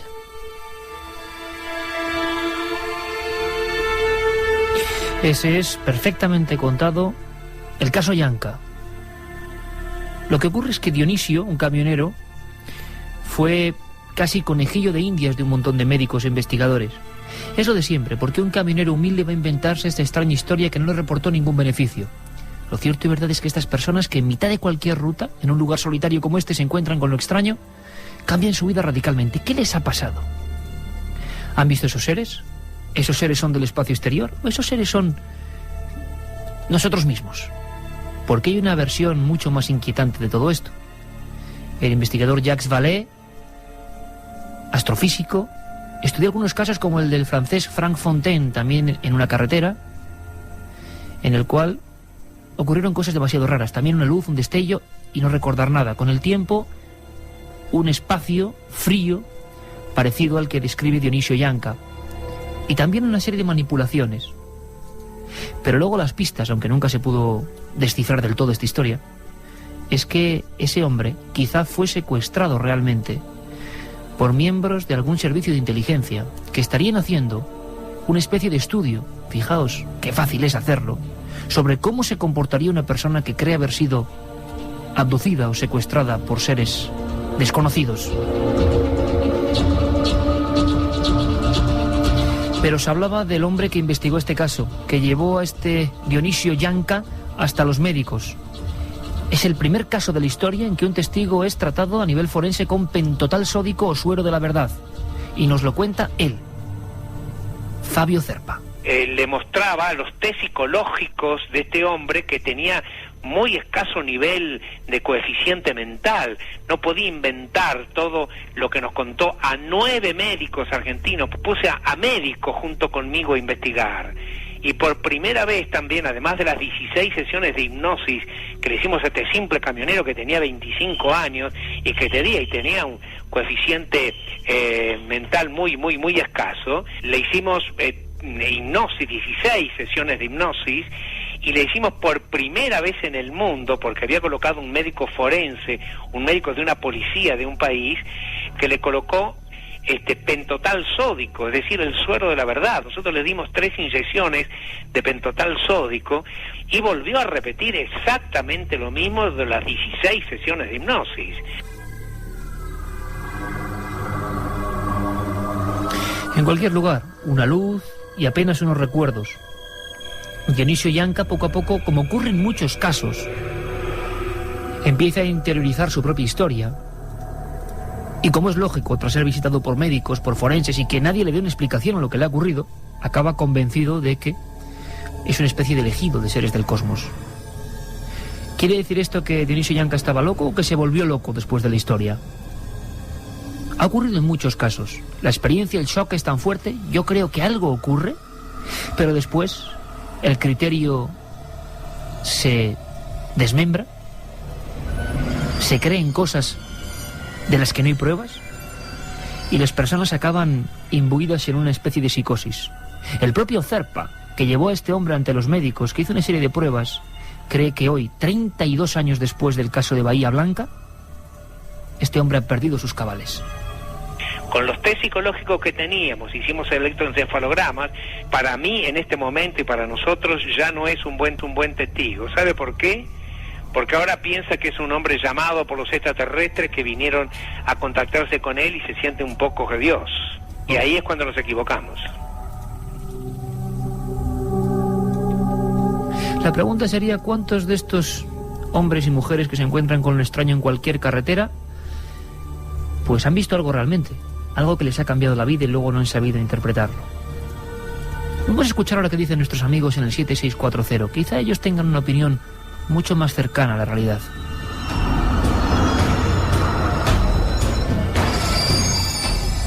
Pues un taxista nos dice, por favor, que no se me pare el coche. Soy vigilante de Valencia, después de esta historia va a hacer las rondas el que yo te diga. Feliz Navidad a todos. Somos los guardias civiles de Castro Urdiales. Nos pasamos el tiempo en el coche y en los pueblos e impresiona. Nos toca trabajar estas fiestas. Pues muchos saludos y buena suerte también en estas fiestas. Guardia civil que ha sido protagonista de muchos casos. Estoy recordando uno cerca de Pozo Amargo, provincia de Albacete. Bueno, una visión muy extraña de una especie de figura que describían los dos miembros de la Benemérita como ¿sabes los típicos maniquís sin cara, con varias piezas articuladas que utilizan los pintores, con una cabeza un poco bombada? Imaginaos a un individuo así en mitad de la carretera. Imaginaos que vuestro coche se acerca hacia él, da las largas, no se aparta y el coche se para. Pero es que el coche se para y el individuo sigue unos 50 metros sin moverse. Y se produce una serie de, vamos a decirlo así, de momento de tensión. Los agentes no saben qué hacer, año 81, el individuo no se mueve y entonces es cuando se da cuenta de que es bastante alto. Por supuesto, además, el aparataje eléctrico del coche se viene abajo, la batería al parecer se gasta en ese preciso momento y entonces se produce un instante en el cual todo es oscuridad y ese ser poco a poco se gira como si fuera un militar, un robot, y se mete en el lado derecho de la carretera y desaparece. Los guardias civiles pudieron contactar andando carretera a través, por supuesto no en el mismo lugar donde apareció este ser, e informaron en el cuartelillo correspondiente. Hay muchos casos de este tipo, de visiones en mitad de la carretera, de visiones extrañas. José Germán nos dice: yo soy de Almendralejo y esa historia es muy real. Una noche volvía de ver a mi novia y 100 metros antes de un cruce vi la figura de un anciano con la boca abierta y un paraguas en la mano. Eran las 4 de la madrugada, nos dice Alberto. Otro Alberto, en este caso desde Cáceres, que nos dice que tiene los pelos de punta y que se le han quitado las ganas de conducir de noche. Hola, es la primera vez que me habéis hecho pasar tanto miedo. Conozco la zona y nunca más voy a pasar de noche por allí. Llevo 5 años pasando por allí para llevar a mi novia, pero a partir de hoy nada será igual. Nos escribe un amigo desde Badajoz. Yo estuve en ese cuartel de maniobras hará 5 años y una de las noches dando una vuelta nos pareció ver a alguien en la carretera. Echamos a correr. Soy Adai, mi padre también ha visto a la portuguesa debajo del árbol. Lo pasó muy mal e incluso necesitó ayuda psicológica.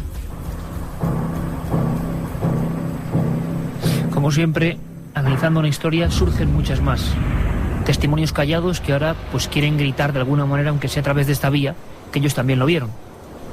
En ese libro, en ese trabajo de 3 años de investigación, La noche del miedo, incluso pude hablar con personas que habían sido, con nombres y apellidos y sus fotografías, ametralladas en esa Nacional 5, pues por una serie de errores en una noche de pánico. Totalmente justificable, no en el sentido de ametrallar a alguien, sino en el sentido de que el pánico y la histeria se apoderó de toda esa zona aquel 12 de noviembre de 1976. Sin duda alguna, una noche de auténtico miedo. Como, Alberto, miedo pasó mucha gente creyendo que había sido teletransportada, ¿no? Sí, tenemos que hablar de un caso que yo creo que fue de boca en boca en Argentina, un poco se convirtió en una de las leyendas urbanas y a partir de ahí pues empezaron a ocurrir muchos sucesos extraños, de repente empezaron a ocurrir apariciones, avistamientos ovni y bueno, pues una investigación que fue llevando pues hacia descubrir que verdaderamente esa teletransportación tal y como nos habían contado tampoco existió, ¿no?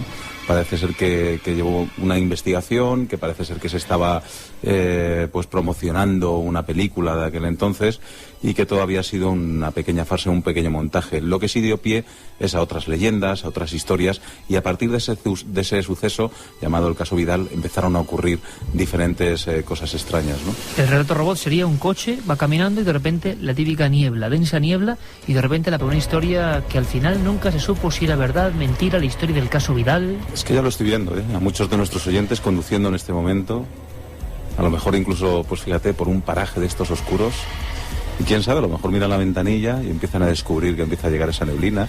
No sé si alguno de nuestros oyentes se atrevería a parar en una gasolinera a estas horas a echar gasolina. A lo mejor resulta que en vez de cobrarles en euros, pues no sé, les cobran en otra moneda. En ducados, ¿no? Antiguos. Porque hay una historia muy bonita de viajes en el tiempo, ¿no? No solo en el espacio, sino en el tiempo. Parece un mito que se repite. Y dices, Alberto, que hay ahora muchos amigos de muchas gasolineras solitarias, ¿verdad, Carmen? Que nosotros, por ejemplo... Carmen y yo cuando vamos de viaje es que vamos en todas. Y además por la noche, casi siempre viajamos también de noche por esas carreteras. Fíjate, yo voy a mandar un abrazo hace poco, ¿dónde fue? Yo creo que por Tarancón o algún sitio hacia el sur de España. Nos decían que eran devotos de Milenio 3, pero también en la Sierra de Urbasa. Tú imagínate qué lugar, la Sierra de Urbasa, un pequeño surtidor, seguro que me está escuchando ahora este amigo, una de estas gasolineras solitarias, ¿no? Que se queda casi sin luz en mitad de las montañas de Navarra. Pues imagínate la noche como esta, Alberto. Bueno, reportaje ideal para un día como hoy, Mucha gente está viajando, ¿no? Ante todo precaución, eso sí. Y además, como tú decías antes, siempre la misma historia. Un coche, aparece niebla, despiertan, ha pasado pues a lo mejor 48 horas, 24 horas y han recorrido una cantidad increíble de kilómetros, empiezan en otro o despiertan en otro sitio, ¿no? En el caso de este caso Vidal, despertaron al cabo de 48 horas, era de día, ellos vieron que su coche, cuando salieron fuera, empezaron a mirar, estaban en un paraje inquietante, extraño para ellos, vieron que el coche estaba totalmente como si hubieran pasado un soplete por el coche y lo hubieran prácticamente oxidado toda la pintura, y descubrieron, pues eso, preguntando a la gente, el motor funcionaba, arrancaron el coche, empezaron a preguntar a la gente y todo el mundo diciéndoles que estaba en México, ¿no? Llegaron, se supone, o cuenta la leyenda, que llegaron incluso al consulado, pues pidieron varios testigos, llamaron a sus amigos que se habían encontrado con ellos en la carretera, con lo cual todo era una historia muy inquietante. Lo que pasa es que luego hay un sector crítico que dice que pudo ser la maniobra de publicidad de una película que además generó una moderna leyenda urbana que se fue copiando en todos los países de habla hispana. Siempre era pues un coche que sale de Granada y aparece en Lima, un coche que sale de Guatemala en cualquier punto de ese país y aparece, pues, por ejemplo, en Barcelona. Eran viajes transoceánicos y parece que se generó esa leyenda urbana, sobre todo porque luego cuando se ha ido a averiguar muchos de los testimonios no existen, ¿no? Sí, y además también incluso se cree que esa posible investigación de esa película también fuera también una leyenda, con lo cual siempre se queda ahí ese misterio dando vueltas y no se sabe muy bien en qué ha acabado, ¿no? Alberto, muchas gracias. Nada. Y buen viaje. Igualmente.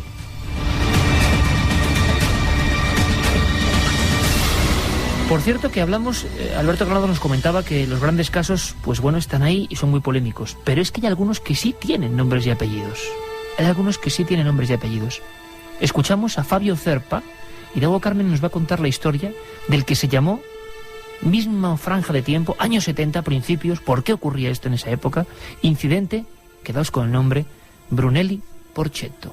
Por ejemplo, para poner el Brunelli Porchetto, van en una ruta con un viejo Ford, y de repente hacen un recorrido de 180 kilómetros, lo hacen prácticamente en 40 minutos, que es imposible de hacerlo, que ellos en determinado momento sienten como que están flotando con el auto, ven como una luz alargada al costado del camino, claro que era la nave que evidentemente los transportó, los sacó del lugar a donde estaban y los llevó para adelante.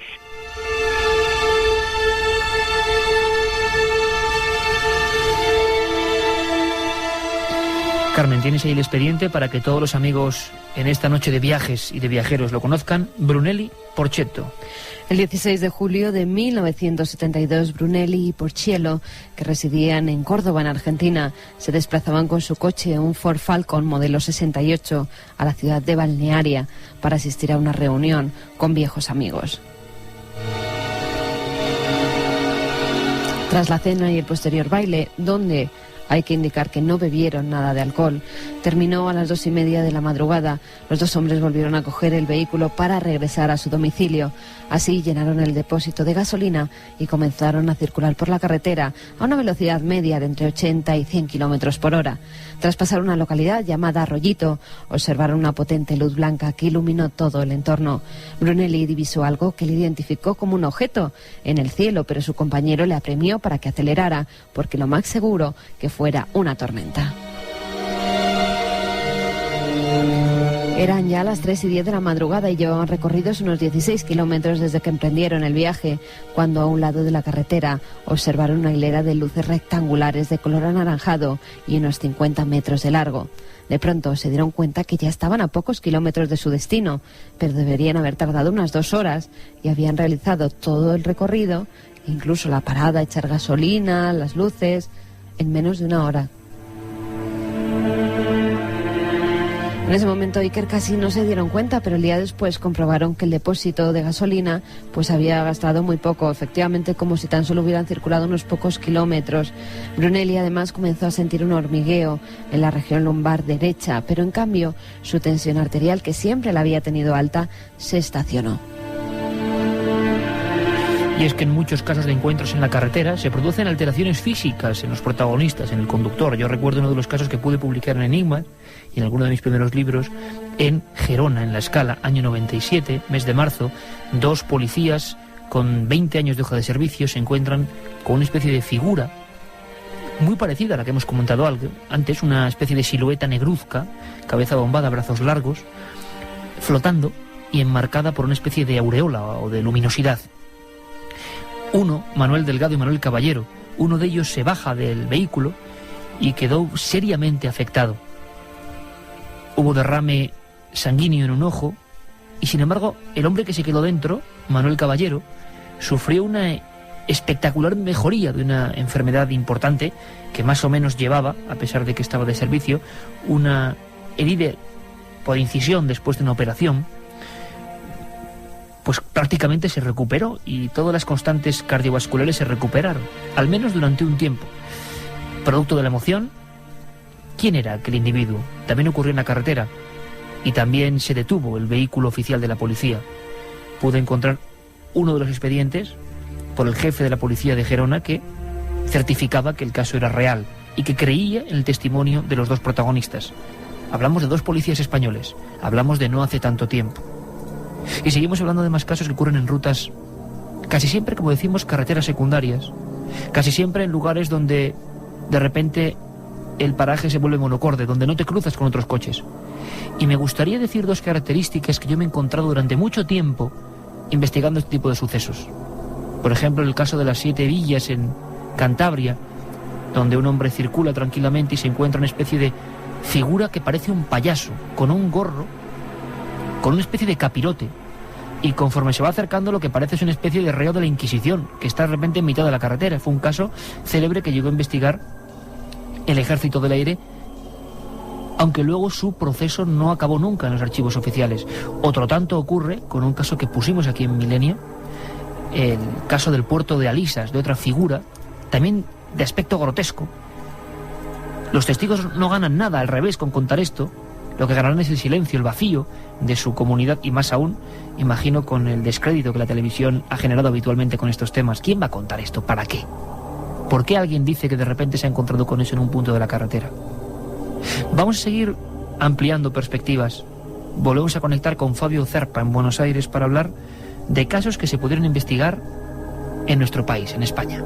Hay un caso también de un médico madrileño que yo investigué también, que prácticamente hace Sevilla y Madrid, lo hace prácticamente en 40 minutos, y estoy hablando de 20 años atrás, o más quizá.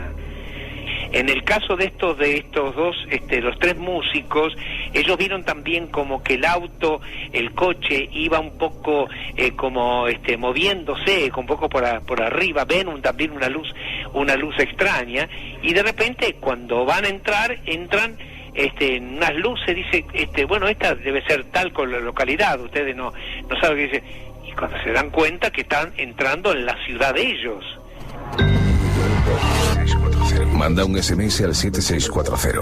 Escribe la palabra milenio, espacio y lo que nos quieras contar. Comentaristas de Milenio 3. Sabemos que siempre hay alguien al otro. ¿Eso es a la cola para entrar? Anda, vámonos. ¿Qué dices? Ven. Hola, somos 2. Está bien, pasad. ¿Pero le conocías? No. Eres único. Único 43, por favor. Hugo 43. Nadie sabe más de la noche.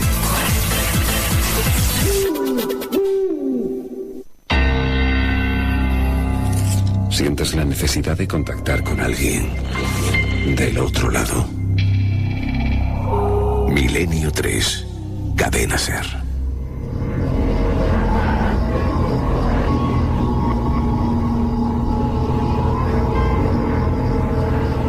Muchos mensajes en esta noche ya navideña que nos mandan al 7640, palabra clave milenio.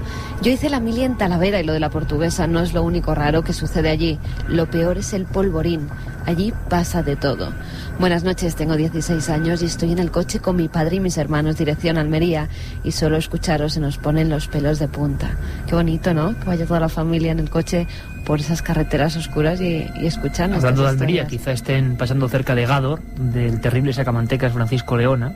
Tú arréglalo, Iker. No, porque es que Allí yo recuerdo que recogí testimonios que la gente pensaba que el espíritu de Leona, todavía, con los niños en un saco, de ahí nace el mito del hombre del saco, seguía vagando por las montañas de aspecto lunar de esa provincia, ¿no? ¿Y te imaginas la escena, Carmen, de Leona con el niño en el saco? Y también en Almería, bueno, pues la Roya, ¿no? Los extraños fuegos fatuos que quemaban a la gente y a los enseres en la Roya. Igual están en uno de esos dos puntos, espero que no. Pues tú imagínate esta imagen terrible que nos cuenta Manuel desde Ibiza. Hubo un atropello, un ciclista acabó destrozado, una pierna quedó colgada del tendido eléctrico y bastante gente ha visto el espectro del ciclista. Voluntarios de Cruz Roja. Hemos atendido accidentes en un cruce Antigua Nacional 3 con carretera Tielmes y todos cuentan que se les cruza una mujer con pelo largo.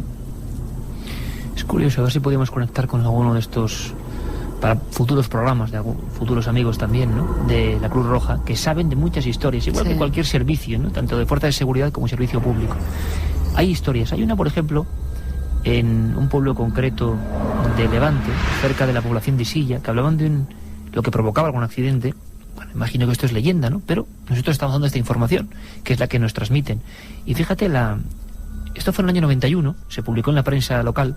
Hablaban de un huertano, de una especie de figura, de un agricultor, pero como del siglo XVIII-XIX, que algunas personas habían visto que el atuendo, la ropa, no era la actual. El tipo de albarcas que llevaban, el tipo incluso de herramientas para la tierra, bueno, tenían ese aspecto mucho más antiguo. Curioso. Mi padre es taxista y una noche vio una mujer vestida de blanco y de época en una carretera secundaria de Málaga. Felices fiestas, pues igualmente.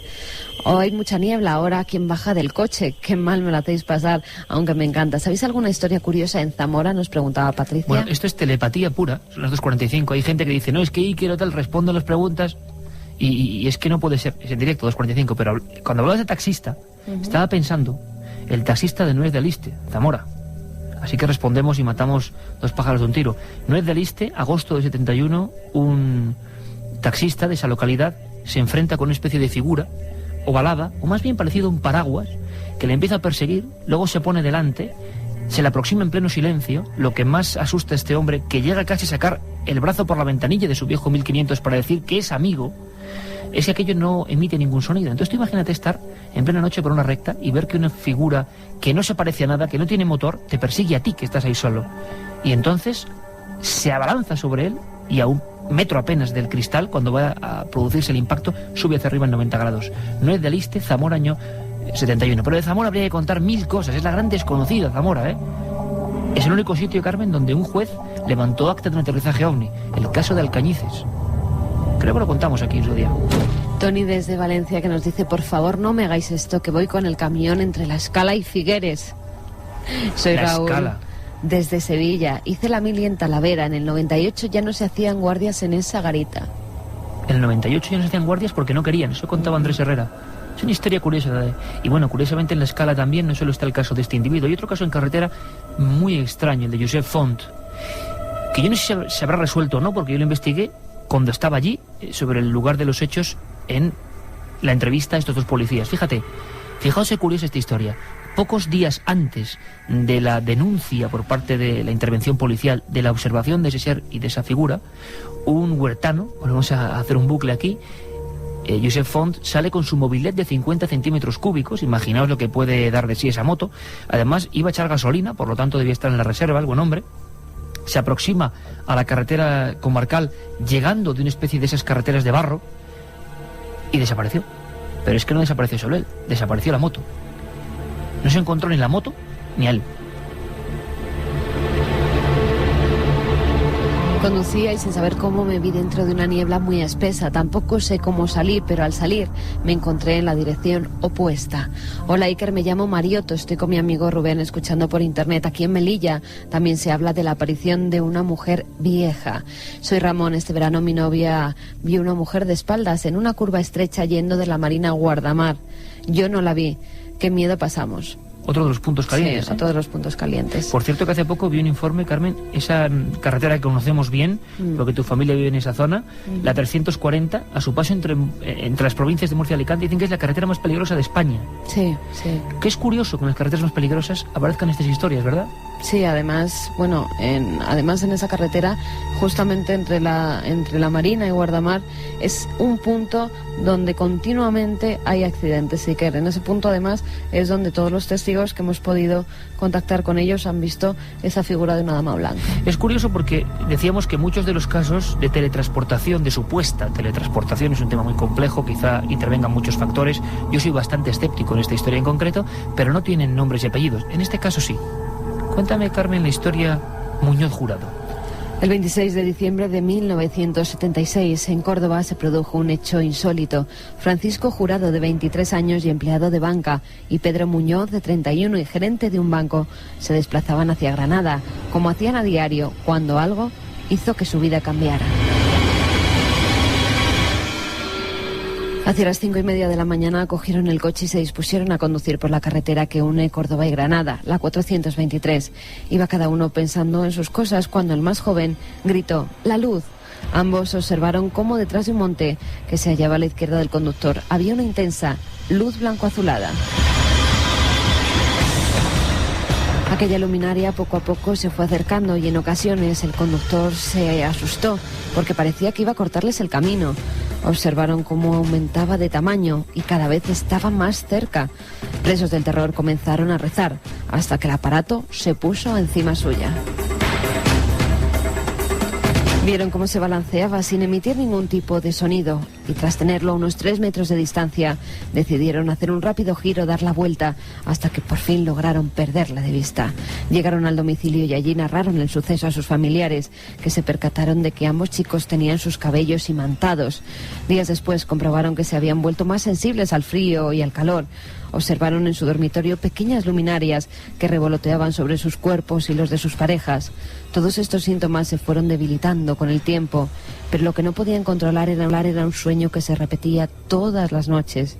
Una carretera, una solitaria y oscura carretera en la que se adentraban para no salir nunca de ella. Y es que lo extraño, el fantasma, el aparecido, sigue siendo un gran tabú, y sobre todo cuando aparece en nuestra ruta, en nuestro camino. Nos lo cuenta el antropólogo José Luis Cardero. Dicen los estudiosos que los fantasmas, las apariciones, rompen un poco el equilibrio de la cronología, ¿no? Los fantasmas son como un pasado que no quiere pasar. El fantasma, la aparición, plantea siempre una gran pregunta, y nosotros lo que hacemos es que recibimos los datos y tratamos de interpretarlos, buscamos respuestas para lo que nos preocupa o lo que nos inquieta, ¿no? Y yo creo que esto fundamentalmente es lo que ocurre con las apariciones. 3:10, y ahora nos vamos hasta Cádiz. Un caso que marcó época, salió en la prensa local y coincidió con otros dos, Sevilla, Salamanca y Cádiz. Entre el 20 y el 21 de marzo de 1974 pasan 3 cosas tan extrañas, las 3 en carretera. Un viajante sevillano es perseguido por un objeto extraño, un camionero de Salamanca vive la peor noche de pesadilla de toda su vida por una especie de seres embozados en un traje ceñido que parecían estar excavando algo junto a la carretera.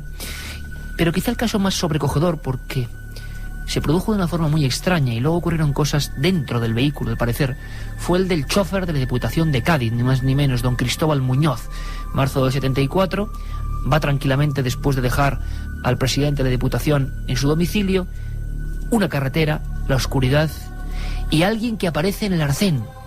Un autoestopista, alguien que pide ayuda, no, de nuevo esa rigidez, esa especie de figuras que no sabemos por qué, aparecen como si no tuviesen consciencia de que están ahí, como si no nos diesen ninguna importancia, como decía José Luis Cardero, como un pasado que no quiere pasar, que está ahí, que de repente en la coordenada se ha colado de rondón. Pudo entrevistar a este testigo, y además mejor que nadie, nuestro compañero en Cádiz, José Antonio Caravaca. Le escuchamos.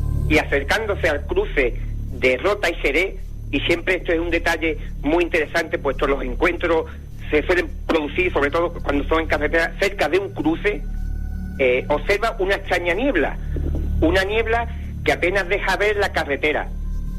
Extrañado, es un hombre habituado a conducir a altas horas de la noche, pero me comenta que ese tipo de niebla no lo había visto en otras ocasiones, era muy densa, muy espesa, y observa en el lado de la derecha, en el margen de la carretera, un individuo, un humanoide.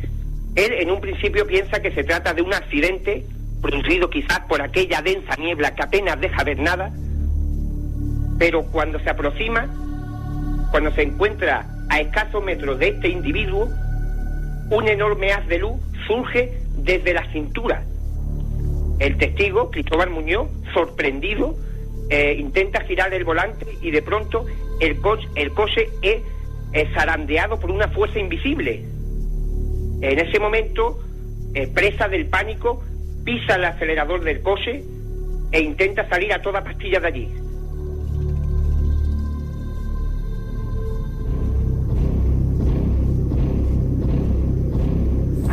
Un individuo alto, aparentemente normal, que no hizo ningún movimiento y que destelló desde la altura de la cintura el coche del chofer de la Diputación de Cádiz. Un miedo que se reprodujo durante años a pasar siquiera por el mismo lugar, haciendo un rodeo gigantesco con el coche oficial y el presidente de la Diputación dentro para no pasar de nuevo. El miedo a estos sitios se queda grabado en la memoria. Incluso Cristóbal Muñoz es un hombre recio, auténtico, que sigue sin creer en historias de fantasmas. Él simplemente dice que lo vio.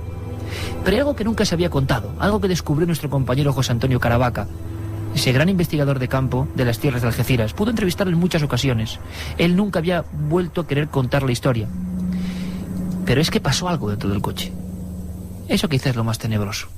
Cuando huye de allí, cuando, según la prensa nacional, dijeron que el chofer y su coche se zarandearon como una hoja, como si una mano invisible los revolotease, ocurrió algo dentro del pequeño habitáculo.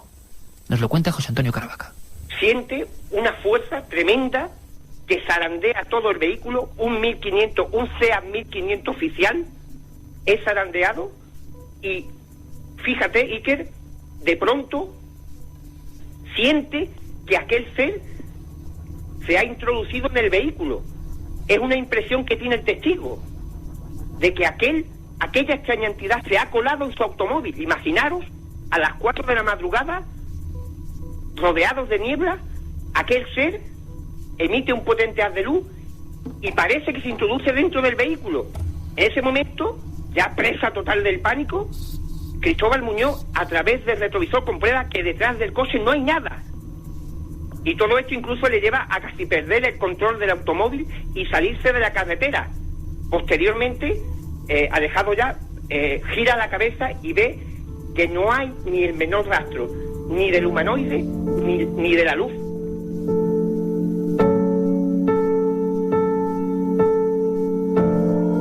Un hombre rígido ocurrió en otros puntos de España, por ejemplo en las inmediaciones de Záfara en 1968. También el coche sufrió extrañas vibraciones. Un individuo... Por cierto, Alberto, tú haces mucho esa ruta y me estabas comentando que hay una característica especial que desde luego yo no conocía. Sí, es un paraje extraño y además siempre vas acompañado por un lateral por la valla de la base de Rota, una valla de alambre de unos 2 metros y medio de altura, y yo creo que siempre te van acompañando pues luces curiosas, ¿no? Vas yendo desde Rota hacia Jerez, ves a la derecha esa base de Rota, ves de vez en cuando alguna patrulla por la noche, ves alguna linterna, ves a alguien dentro de esa base, y la verdad es que es bastante inquietante. Y luego, pues un poco más adelante, cuando uno se desvía hacia la izquierda y vaya en dirección a Jerez, pues la verdad es que a la derecha también hay una especie como de cuartel abandonado o algo así, que tiene como una garita fantasma, y uno pasa, la verdad es que es una zona un poco inquietante. Pues me acabas de dar un dato muy interesante, porque estos casos, como el que escuchábamos antes de la Portuguesa, de Talavera Real, también es una base aérea. Carretera, encrucijada, cruce y visiones cerca de una base. Habría que investigar. Carmen, acabamos con testimonios de los oyentes que hoy desde luego han inundado. Sí, además es que es noche propicia, pero que tengan mucho cuidadito porque hay mucha niebla por toda España, ¿eh? Que vayan con cuidado, despacito, que se llega. Estoy trabajando en la gasolinera de La Mancha, gracias a tu programa Creo en lo Paranormal. Su padre es guardia civil y vio algo, nos dice. Soy un ingeniero de rosca o técnico superior en movimientos de mercancía. Pues mola esto del teletransporte, a ver si me toca y me libro de un viaje. Saludos. Estaría mal, ¿eh? Soy guarda de un coto de caza en la campiña cordobesa y estoy con el coche en medio de los olivos y solo. Estoy acongojado, pero gracias por acompañarnos. Estoy conduciendo por una carretera secundaria de Huesca dirección Zaragoza, que hay niebla y además estoy en reserva y ya no sé qué hacer. Pues si se te para el coche, llámanos que te mandamos a alguien. Yo estoy pensando ahora en la sensación que tuvo que tener, fuera lo que fuese lo que vio, ese hombre del chofer de Diputación de Cádiz, Cristóbal Muñoz, cuando durante unos minutos cree que ese individuo está dentro de su coche. ¿Cómo se tiene que pasar, Saludos, yo hice la mili en Talavera y me tocaba recoger los perros en la furgoneta de madrugada y algunos perros no querían entrar en ciertas garitas. Hombre, una de ellas, la de la Portuguesa, se ganó ese nombre, seguro. Soy un guardia civil y con el compañero que estoy ahora de patrulla vimos a un grupo de 4 personas y cuando bajamos no había nadie. Saludos desde Santander. Iker, soy un camionero, estoy a la altura de Manzanares, dirección Madrid, con una noche de niebla muy mala y me tenéis acongojado. Un saludo de Juan Miguel. Hombre, cerca de Manzanares estaba también el tío Garrampa. La historia del tío Garrampa, otro de tantos sacamantecas que actuaban y decían, fíjate la historia, iba en un coche fúnebre. Casi nada. Bueno, tú viviste algo parecido en Toledo, ¿no? Que tuviste una aparición dentro de un vehículo, en este caso era Pedro Espinosa, pero casi te digo sí, mismo. Cierto, como si cierto. Nuestro técnico en exteriores, también. Pedro Espinosa, que de repente, menos lo que ponemos un poco de humor, se apareció como alma en pena, además bastante pálido estaba Pedro, dándonos la mano por detrás, imaginaos, escondido detrás de la furgoneta de la SER entre todo tipo de maletas, y alargó nuestra mano cuando estábamos investigando de noche, imaginaos el susto. Anda, que menudo equipo. Luego dicen que son valientes. En el puesto de socorro de Puente Genil se escuchaban accidentes que no se producían. Todos teníamos la sensación de que alguien pasaba por la ventana. Lo dejamos ahí con ese mensaje. Alberto, Noel, Carmen, bueno, que paséis feliz noche y mañana aquí nos encontramos pues casi después de cenar, justo después de cenar. Venga.